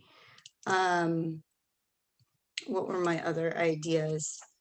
That's pretty much all I have. I definitely do want more time with this item and to also see it modeled and understand and see a map that's actually in our staff report to better understand that. That's all I have. Thank you, Commissioner Vinson. Who's up next? Commissioner Caballero? Yeah, I mean, I've already made most of my comments. But I do want to ask or make a comment that, we're talking about this next cycle, but there's going to be a cycle after that, correct? And then the cycle after that. So, when I start thinking of the West Hollywood of the future, we're just not dealing with 4-story high density. We're dealing with 5, 6, 7 stories in certain parts of the city, and then going back to this is like the golden project for a thesis project at school. It's like sort of understanding the implications of this higher density over these periods of time and how it'll change the fabric of our city. So that I'm just projecting forward, and given some of the reservations that the community has about higher density, how we bridge that. And I've made that comment before, but I'm just sort of even thinking further than the next 8 years. It's like really sort of understanding the long-term implications of these additional units on our urban fabric on a long-term basis. Thank you, Commissioner. Next, Commissioner Duda. Thank you. So I concur with a lot of what's been said, in particular, having UDAS look at modeling, I think to visualize kind of where everything could potentially go and how that would look is going to be really critical to just taking numbers and really just seeing them in motion. I think Veronica Tam's presentation on and discussion about ADUs and kind of how those are calculated was really helpful because, or how those are being incorporated into the numbers is really interesting because I think at first you might have just envisioned that, you just think of how many lots are essentially available for them, but it's not necessarily calculated in that way. It's based on trends. And I think that we have to, consider kind of what is the reality of that of that trend, even if the trends are changing, what is the reality of that being incorporated into this particular cycle? I agree with public meetings being at times where people can attend. I think that there's going to be a lot of potential, things that are going to be coming up that are going to be of importance or contentious. I say this, living next door to a rather large construction project that's happening right now. I live next door to one in the city of Los Angeles, but I can imagine if you just have a lot of these projects happening kind of concurrently, because it seems like there's going to just be a lot of construction happening at once. So obviously everything that, comes out of, just a lot of construction happening at one time and all the impacts of that. So those were my thoughts. Thank you, Commissioner. Have we had everyone speak at this point? Okay. Well, I would second all of this. As to process, just to clarify, John, we did identify the fact that per our city policy, all draft EIRs are to come to the Planning Commission, and that's not part of the current process that we were submitted, but that is anticipated to be added. Yes. Okay, thank you. I'd like to reiterate that, yes, you're right, scoping doesn't normally come to Planning Commission, but to Commissioner Vincent's point, I think additional time for us to digest as well as the community to digest. We've only had a week to really look at this. And having then a scoping session that really is a real conversation around the actual content would be really helpful to me, for one. In addition, I'd like to make a suggestion that, given the importance of this body, and to Commissioner Caballero's point, I mean, this decision, these decisions, this code that we develop is going to last us for the next 7 to 8 years. It is going to guide our findings. It's going to guide every decision that we make. And I'd like to ask your indulgence. I went to the RHNA website, and right in their introduction, this is what it states. Communities use the regional housing needs assessment in land use planning, prioritizing local resource allocation, and in deciding how to address identified existing and future housing needs resulting from population, employment, and household growth. Note, our city growth is actually negative right now. RHNA does not necessarily encourage or promote growth, but rather allows communities to anticipate growth so that collectively the region and subregion can grow in ways that enhance quality of life, improve access to jobs, promotes transportation mobility, and addresses social equity, fair share housing needs. So I think it's important that we communicate that and we understand that in our decision-making process. This is not about we have to build 4,000 units. This is about, if we build 4,000 units, where would they go? And what are the constraints do we want to put on those to make sure that all of these other goals are also met? In particular, to Commissioner Caballero's point, livability, quality, thermal, are these things thermally comfortable? Are they healthy? Can people open their windows? Are they constrained and have to live with air conditioners because they're so tightly compacted, there's no cross ventilation? These are all things that we have the opportunity to consider at this time. So with that, I'd like to suggest that we institute an ad hoc subcommittee for the duration of this process for the Planning Commission, where we would become, the subcommittee would become actively engaged in this process to further the public comment capability and to further add the skills of the Planning Commission to this process. It would be ad hoc in my mind. It's once this process is over, there's no need for it to continue. But that would be one of my recommendations. And I don't know if anyone else has any thoughts on the subject.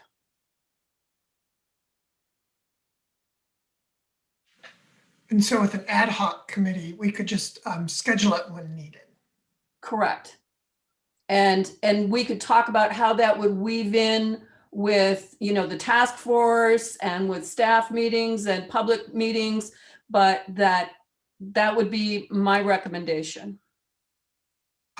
Allison, could you put the schedule on the screen? Maybe we could just take a look at the schedule, just so that we all have an understanding of scheduled meetings that we already have, because it would be, if we did have an ad hoc subcommittee, it might be good for people who might volunteer for that if we have it, to know what things are scheduled for, at least currently. And so you're muted, Allison. Yes, I mean, at this point, I think our main concern is we also, do have a time frame and a deadline that we're working with the state. So, here we've got our next task force meeting and additional community outreach to kick off. We're actually, sliding this back a little bit further. We're coming back to Planning Commission. We're going to be adding another date here. We are planning in summer to release the first draft of the housing element for public review. Then we have to send it to HCD for review. Once they sign off, it comes back and it has to be adopted. And then, it's kind of running tangentially to that is the EIR and the CEQA. So that scoping meeting is kicking off next week. And then the draft environmental impact report is available. And then we go to the notice of availability and the final impact report. So, I mean, I think it would have to just be cognizant of our timeframes to complete the housing element. Am I correct in my understanding that there's an opportunity to add 120 days to the HCD deadline under certain circumstances? Yes, we were compliant in our last cycle. And if you're compliant in your last cycle, SB 375 gives us a 120-day additional time frame. And that means, the whole importance of turning it in on time is so that we stay on an 8-year cycle. And Veronica, if there's anything I'm missing that you can add in terms of context. So no, that's a correct interpretation. So we do have the ability to take in 120-day more beyond the statutory deadline. The only thing is that after January 1st, a new state law kicks in. If you adopt a housing element after January 1st, there is a new state law, but that probably would not impact the city of West Hollywood, because the new state law, AB 725, says that if you adopt a housing element, any housing element adopted after January 1st, 2022, would have to fulfill 25% of the moderate and above moderate income with multifamily. And I don't think that's going to be an issue in West Hollywood, because we don't have the luxury of multifamily development in that much in the city of West Hollywood. Thank you. Allison, what did you say about the keeping on the 8-year cycle? What was that? Oh, yeah. If you turn, this goes back to kind of like what's the importance of compliance. And the importance of compliance is to stay on the 8-year cycle. If we miss and we don't turn it in on time, Veronica, we go to a 4-year cycle, I believe. And so that's obviously meaning that you're continuing to make a shorter plan for less time, and it takes more resources. Correct, but if we are able to adopt within 120 days within the statutory deadline, we will stay at the 8-year cycle. Yeah. Okay, thank you. And since we're bringing up state laws, et cetera, can you speak to the impacts of AB 2556 and SB 330? I mean, just generally, SB 330 is already in effect. And so we are already seeing with our new projects, I think one of the early public comments was talking about the importance of preserving existing affordable housing. And so we see with SB 330 that our rent stabilized housing stock, which is 80% of the city, is having much more protections. And what we're seeing with new projects coming in the pipeline, that some are coming to Planning Commission already, and many more with just our continued engagement, is we have been able to protect those units. And it's actually been a major benefit to our city in terms of preservation of housing. And as we look at our housing goals and the focus on anti-displacement measures, that's certainly a state law that aligns with our goals. Okay, and would be a critical component, I'm assuming, to our element. Yes, yeah. I mean, incorporating existing state law, absolutely. Okay.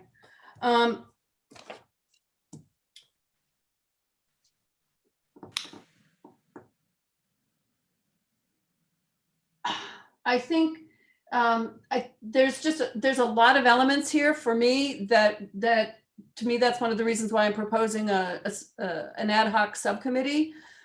There's things like looking at adaptive reuse of existing buildings, existing inventory. I think there's a lot of opportunities there for a robust conversation within the community. And what does that look like? If I could just take a step back to the modeling for UDAS, those of you who had the opportunity to watch and participate in the urban biodiversity seminar that UDAS held now 2 weeks ago. One of the things that we were shown was a marvelous tool from Tree People that literally shows us the green density of each and every single property throughout the basin. And to me, part of that modeling would include what is the current green density in our community, which goes a long ways towards our quality of life and the heat island effect in our community. And what will happen to that canopy if we model this out, in which properties, in which scenarios, and how do we maximize our green space in light of this significant potential build out? And sorry. I would just like to talk about the modeling a little bit. Number one, I guess, Mr. Levin talked about being honest with the community and making sure we don't promise or overpromise and that type of thing. And so a model is just that, a model. It's not a reality. And so if we go to such lengths of trying to come up with a model of where buildings are, what trees are coming down, that also is not giving the community an honest image of what the future is, because we don't actually know what's going to be built. We came up with plans and models of Sunset Boulevard, but that's not actually how it was built. The market changes things. So, we want to make modeling does have some good aspects of it, but it also can give people a false sense that this is exactly what's going to happen, but it's not. It's just a model of what could happen. And that's why when I brought up the subject, my point was simply that it's a working tool to help us make better decisions, and not that it is an output of this process. I would consider it not an output of the process, but a working tool that says, if we do this, what decisions might we want to make in our element versus if we model it a different way, which would drive a different set of decisions in our element. And so I wouldn't see it as an output of this process. Correct, but it would still be something that people would see and visualize and understand that this, this is, some people would think that's what is actually going to happen. And we can certainly talk with Rick and see what a model like that might cost, how much time it would take, and we could certainly come back at the next meeting and provide information on that. And I, again, to me, when I talk modeling, obviously I do financial modeling, not, building modeling, but you do scenarios. You do, if we build it all along the mixed use corridor, this is the scenario, this is what it looked like. If we build it up in the R3, R4, this is what it's going to look like. And these are the decisions we might want to take. So to me, the modeling process is not a one and done thing. It is a process with some scenarios that help us visualize what our decisions might cause to have happen.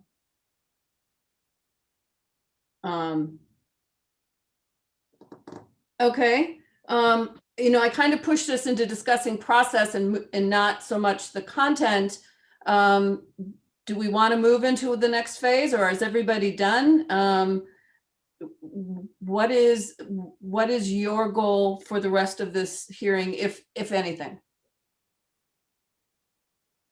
So our goal, staff's goal, or the commissioners? Commissioner Thomas? Okay.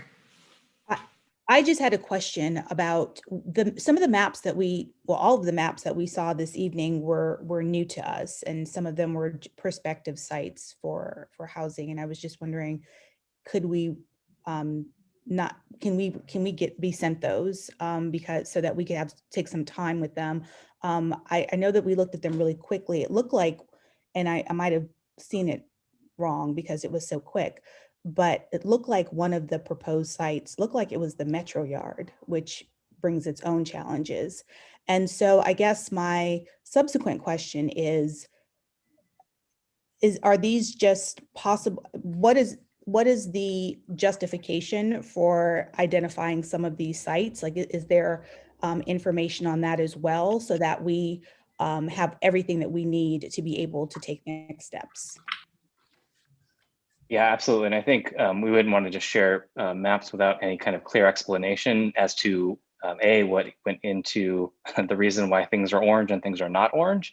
And so we would want to actually give you a really complete description of what went into that. And I think to some of the comments that we heard here, for subsequent meetings, I think we will transition to some of those where we might allocate some of this, and then it can come down to the modeling question of what are the trade-offs that can happen. And if we have a better sense of all the inputs and constraints and things that we might want to talk about, we can have a sense about the policy direction we want to go based on if the trade-offs, again, from locating housing in different areas or in different zones or in different circumstances. So hearing from you all about the important constraints and things that we want to consider is helpful in for staff to come back to provide you very clear direction that can suggest those wheres so that we can answer some of the hows. I think Commissioner Thomas makes a good point, and I guess that's why I was recommending that we have a second hearing / scoping session to exactly these kinds of questions. All of this needs to be made public and become a much more robust conversation. Yes. Okay. Any other? I mean, there's a lot of content here that I don't feel prepared to discuss at this time. I don't know about anybody else. Commissioner Jones, Vice Chair Thank Jones. you. And everybody, it doesn't even matter. I just want to make sure you all can hear me. Everyone can hear me? Great. Fabulous. Okay.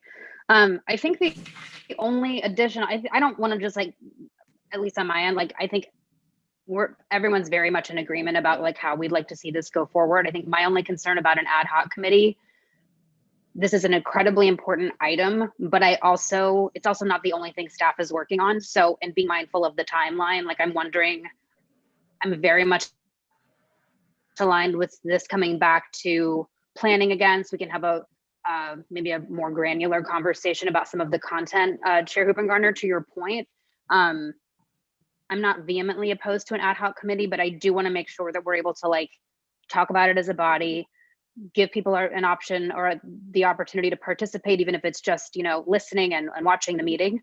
And I don't know that I think an ad hoc committee makes sense, but I'm not totally opposed to it. I also, I know we kind of got off track, but it also sounds like, both based on public comment and pretty roundly in terms of my fellow commissioners, that most of us felt like Mr. Levin's memo was surfaced a lot of points that I think a lot of us are aligned with. So I'm in alignment with making the changes that he outlined there. The intent specifically, which ties back to my concerns about outreach and education, just so that people do interpret things very literally, and I don't want them to be disappointed. And also about I think pretty consistent. None of us have been here for 8 years, to be I haven't been here for 8 years. There are members of staff who have been, but I have not. And we consistently hear that timelines take long. There's lots of building happening in the city right now, especially kind of post-recession. There's a lot going on right now, and there has been for the last 5 or 6 years. So I'm aligned with the recommendations that he made to the language, but maybe it's more appropriate to make those to make those changes or to discuss further at the next meeting. Vice Chair, I would just note, I have absolutely no problem with not having an ad hoc subcommittee if this body does the job. But to me, it's if this is the only time this is coming to us before a draft EIR, I would not be comfortable with that. I'm not either. I think it needs to come back. We need to have another conversation about it. Absolutely. Anybody else? I agree with all that. Okay, thank you. Well, with that, if there's no further discussion on the subject, I think we've given staff a lot of guidance, and we may or may not have more in the immediate future, but I will imagine that our next conversation will be, as Commissioner Vice Chair Jones said, much more granular. It would be my expectation that we would have a lot more information and have a lot more granular conversation. And hopefully at that point, the community will be well informed of the importance of what this is involving and will become more engaged. If there's no further discussion on this, then we will move on to item 14. Which is unfinished business. There is none. Item 15, excluded consent calendar. There is none. Item 16, items from staff. The planning manager's update. Is Ms. Alcar with us, or is Robin taking the chair? Robin. I'm taking the chair tonight. Hello, Commissioners. Robin Eason, Long Range Planning Manager. I'm just going to give you an update on what's to come in the coming months. The coming weeks. So for the next meeting, we'll be doing subcommittee appointments for design review, long range planning subcommittee, Sunset Arts and Advertising, and the 1343 Laurel Avenue Vision Concept Committee for partial terms through June 30th, 2021. We also will be discussing and recommending adding additional meetings for the Sunset Arts and Advertising Subcommittee meeting. We'll be talking about a billboard, 9157 Sunset Boulevard, and we'll have a zone text amendment on urban art program guidelines. For the June 3rd meeting, it will be the item that was continued tonight, Cynthia Street. June 17th, the billboard at 8901 Sunset Boulevard, along with a zone text amendment regarding non-conforming existing billboards not on Sunset. And July 1st will be yet another billboard, 9009 to 9015 Sunset Boulevard. For the design review subcommittee, there will be no meetings until June 24th. And there we'll be talking about a major amendment to previously approving the hotel development for La Brea Avenue. For the Sunset Arts and Advertising Subcommittee, there'll be no meeting in May, but for the June 10th meeting, we'll have two billboards, 8947 Sunset Boulevard and 8590 Sunset Boulevard. And then finally, for the Long Range Planning Subcommittee, for May 20th, we'll have the billboards not on Sunset item. For June 17th, we'll have a tree canopy replacement requirements item and the West Hollywood West design guideline item. And that's my update. Can I jump in, Chair, and ask a question? Are there any questions of staff? I just, was there an official continuation of this item, the housing item, to the next meeting? The conversion on Cynthia, yes. No, the housing element item. Did you want to, did we get an official motion to continue this item to the next meeting? I would entertain such a motion. I have a question for staff. Does it make more sense and is it most expeditious to bring it back at the next meeting, or should we do it at the meeting after that? And it looks like based on what David sent over and what Robin just reviewed, there are quite a few items at the next meeting, if I'm not mistaken. I just want to make sure that there's nothing that's like urgent that's getting bumped and that we're not all here till like 1 o'clock in the morning. just out of curiosity. My only concern about that is that the notice, that the public comment period on the EIR expires on the 31st. And so my personal preference Okay, is to get okay, this then, in advance of that public comment period. okay, fair enough. There's only 2 items on the next meeting as well. The billboard item and then the zone text amendment should be pretty quick. And on the scoping item, we do have to coordinate with our consultants. So we don't know if they're available, you know, at a planning commission night. We do have to consult with them and find out their availability. Okay. So, and if necessary, we could always extend the comment period. You know, so we could always extend that comment period if necessary. oh, well, that's good to know. Okay. So, well, do we have a motion to continue this item 13A to the next hearing of this body on May 20th? I move to continue the. I think Commissioner Thomas. Yes, I move to continue the conversation on the housing element update to the next meeting. Thank you, Commissioner. Do I have a second? I second. Commissioner Vincent seconds. Excellent. Thank you for reminding us of that, John. All right, if there are no other questions of staff at this time, then we will go to item 17, public comment. David, do we have publics? No, Lauren? Yeah. Sorry, our attorney is waving her hand. I think David's got it. I think just to take a quick vote on the motion to continue. Very I'm good. guessing that's why David came on. Yep, thank you. So yes, I'm sorry. There's a motion on the floor to continue item 13A until the next hearing of the Planning Commission on May 20th. It has been seconded. David, would you call the roll? Commissioner Thomas, Yes. Commissioner Vincent, Yes. Commissioner Lombardi, Yes. Commissioner Dutta, Yes. Commissioner Carvalero, Yes. Vice Chair Jones, Yes. Chair Huppengarner, Yes. and the motion carries unanimously. This will be continued to the May 20th, 2021 meeting. Thank you. And thank you collectively for helping me with my first official chairing and doing it correctly. Okay, so back to item 17, public comment. David, do we have public? Yes, we do. If there's anybody on the line that hasn't contacted me that would like to speak under general public comment, just hit *9 for me, please. Our first public speaker will be Victor Omelchenko, followed by Stephanie Harker. Victor, you have 3 minutes. Go ahead, please.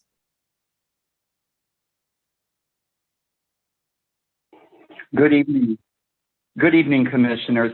Well, it's very interesting that the public hearing on 8815 Cynthia has been continued to June 3rd, and I'm certain the community is very interested in that. I know that I submitted comments and others did too, but the most poignant comment for me was the e-comment from a current resident of 8815 Cynthia, a Mr. Henry Headland, and also a gentleman living nearby, a renter named Angelo Burles. Mr. Headland had very detailed questions in his email comment that I hope will be addressed in the revised staff report. But let me just say that having such questions arise at this point in the game is very disconcerting, and that they weren't answered, and they kind of instill citizen distrust in the system. It just seems like somehow the books are cooked. And I do have a legal question. Technically, if there had been a lot of people here at the hearing tonight, and if many residents had wanted to speak, should they not have been afforded that opportunity tonight during that item? What are the rules? Were there any other speakers lined up except for me? I like knowing details such as that. And I apologize. I hope you're hearing me well.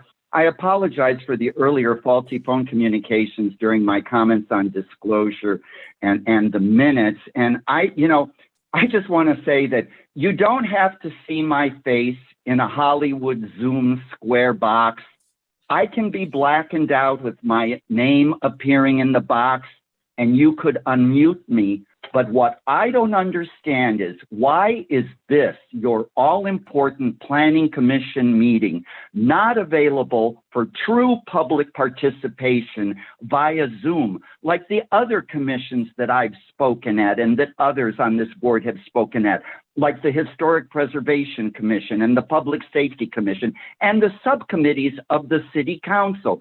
It seems when you're dueling with cell phones and laptops and the digital TV and then calling in, this kind of system, I don't understand why your Planning Commission meetings can't be Zoomed. It seems to me that that technology does afford better communications, and I apologize for your not being able to hear me clearly. I turned off my laptop. I've turned off my digital TV. Thank you. Thank you, David. And I will be speaking with City Attorney Langer because I like knowing the rules.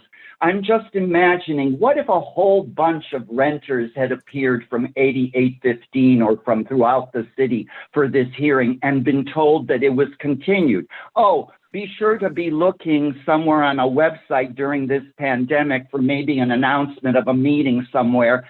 People are busy, people are preoccupied with getting through this hellish pandemic, and I think your meetings should be more publicly available. Let's have a community conversation about more public transparency with our Planning Commission meetings. Thank you very much. Thank you, Victor. Our next public speaker will be Stephanie Harker. Stephanie, you have 3 minutes. Go ahead, please. Good evening, Stephanie Harker, City of West Hollywood. I just have a request, and this goes along with, and it's not a criticism, it's a request. This goes along with educating the public. I hope that we can start to, each of you can start to identify people who are speaking more frequently throughout the meeting, such as, I know who Rick is, but no one explained to the rest of people listening who the fabulous Rick Abramson is. So the familiarity is fine amongst yourselves, but the rest of us would like to know that he's the design, yada, yada, whatever Rick's title is. Each time somebody pops on, who they are and what they do and how they're helping our community. And also, like somebody, especially on this topic, what RENA numbers actually mean. I know it was spelled out once or twice, but again, that's the type of thing I think that community members want to learn, or otherwise, it's like, I don't even know what they're talking about, and turn off the set or turn off however they're watching it. So that would be really, really helpful. And also, Chair, I think you said, and what about AB 30 and SB 2560 or whatever the numbers were? Again, just briefly, what are those and why should we be paying attention to them? And if we want further information, you can look up online, State of California. It just would really be helpful. And like I said, a lot of us are willing to learn, and we hope that you'll instruct us. Thank you. Thank you, Stephanie. And Chair, that's all the public speakers I have. Very good, thank you. Then we'll move on to item 18, items from commissioners. Item A, commissioner comments. Commissioner Thomas. Thank you so much, Chair. First, I wanted to apologize if my comments on the earlier item were not in the right place. It wasn't a usual hearing. So when it said questions and discussion, I just kind of jumped in. So I just wanted to acknowledge that. Also, I just wanted to thank the members of the public who have called in and who have written letters. And I know that we continued the item, but since the public has been noticed, as a renter myself, I can only imagine how stressful it is for some of the residents of the Cynthia property who are concerned about being displaced. And I don't know, because I still am new here, If it's possible for staff to address some of the concerns that the residents have about that property, there are certain things that we know in terms of the condominium conversion ordinance, and we know that the owner does not plan on evicting everyone, and there are just certain things that we know that maybe not everyone read in the staff report. So if it's appropriate, is it possible for staff to address some of those concerns? Because I can only imagine how, like I said, stressful it is for some of the residents to have to go until June 30th when this item is continued to worry about their housing. And while we can't, well, I'll just leave it there. So is it appropriate for staff to address some of those concerns or no? Are you meeting tonight, or are you meeting to talk to the residents? Address the concerns when? Well, there were certain things. We had planned on discussing this item this evening, and we know that some of the residents had sent in correspondence concerned about whether or not the conversion would mean that they were going to be Ellis'd. And there are certain, so yeah, so. So if you're meeting tonight, I think that's best to be with the item, because that was an agendized item. I'm not sure if Jennifer had any. Yeah, what I was just going to suggest is that if anyone who is listening or who views this later has a question particular to their situation and would like to reach out to staff, they can reach out to me. My name is Jennifer Alkire. My name is at the bottom of my square. My phone number is 323-848-6487. You can email me. It's my first initial last name at weho.org. And I'd be happy to talk through any concerns offline outside of this meeting with anybody who has concerns about the project or questions about how it may affect them. And then we can get them to the resources they need for the answers that they are looking for. But I think in general, I agree with John that we shouldn't speak about the item in particular since it has been continued to June 3rd, not June 30th, just to clarify, June 3rd. And just to, to add to that and to respond to Victor Omachenko's question, when something is continued, the whole point is we're not having a hearing, we're not discussing it, and it has been continued to a future date. And once that happens, that's part of public transparency. We don't discuss it. And I understand that, Chair. I guess what I was asking was because all of this was outlined in the staff report, which is accessible. I understand that we're not talking about whether or not we're approving the project. I just was asking if it was appropriate to share things that were in the staff report that the public might not have been aware of. So my apologies if I. No, I think you were perfectly clear. I was responding to Victor. Oh, okay, gotcha. And I would say, I think it's possible for, if an item gets continued when the agenda is adopted, that somebody can speak at public comment, just the overall regular public comment for things that aren't on the agenda, because it wouldn't technically be on the agenda anymore. And so if a number of people show up, they can speak at public comments. Attorney Langer, you have words? No, this is all correct. I think the reason we don't want to talk about an item that was continued now is because when we continued it, we signaled to the public it wouldn't be discussed tonight. And so I think Jennifer's approach to invite people to reach out to her directly is the best way to handle it in this situation.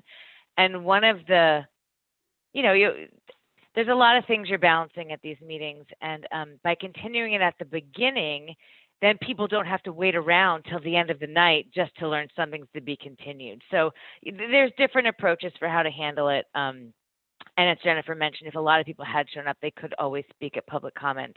But it was continued at the very beginning. And so I think the best approach is for everyone to ask questions to reach out to Jennifer, and having the benefit of some correspondence, and can be highlighted in the staff report next time it comes on the agenda as well. Okay, thank you. Other commissioner comments?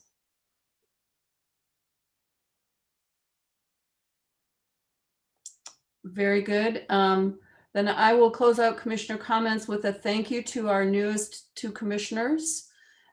You jumped into a fairly weighty subject on your first night. And thank you to everybody for tolerating me kind of fumbling my way through the agenda and how to do everything. We have one last item, 18B, subcommittee management.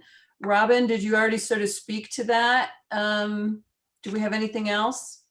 We don't have anything tonight. We will have something at the next meeting to talk about for that.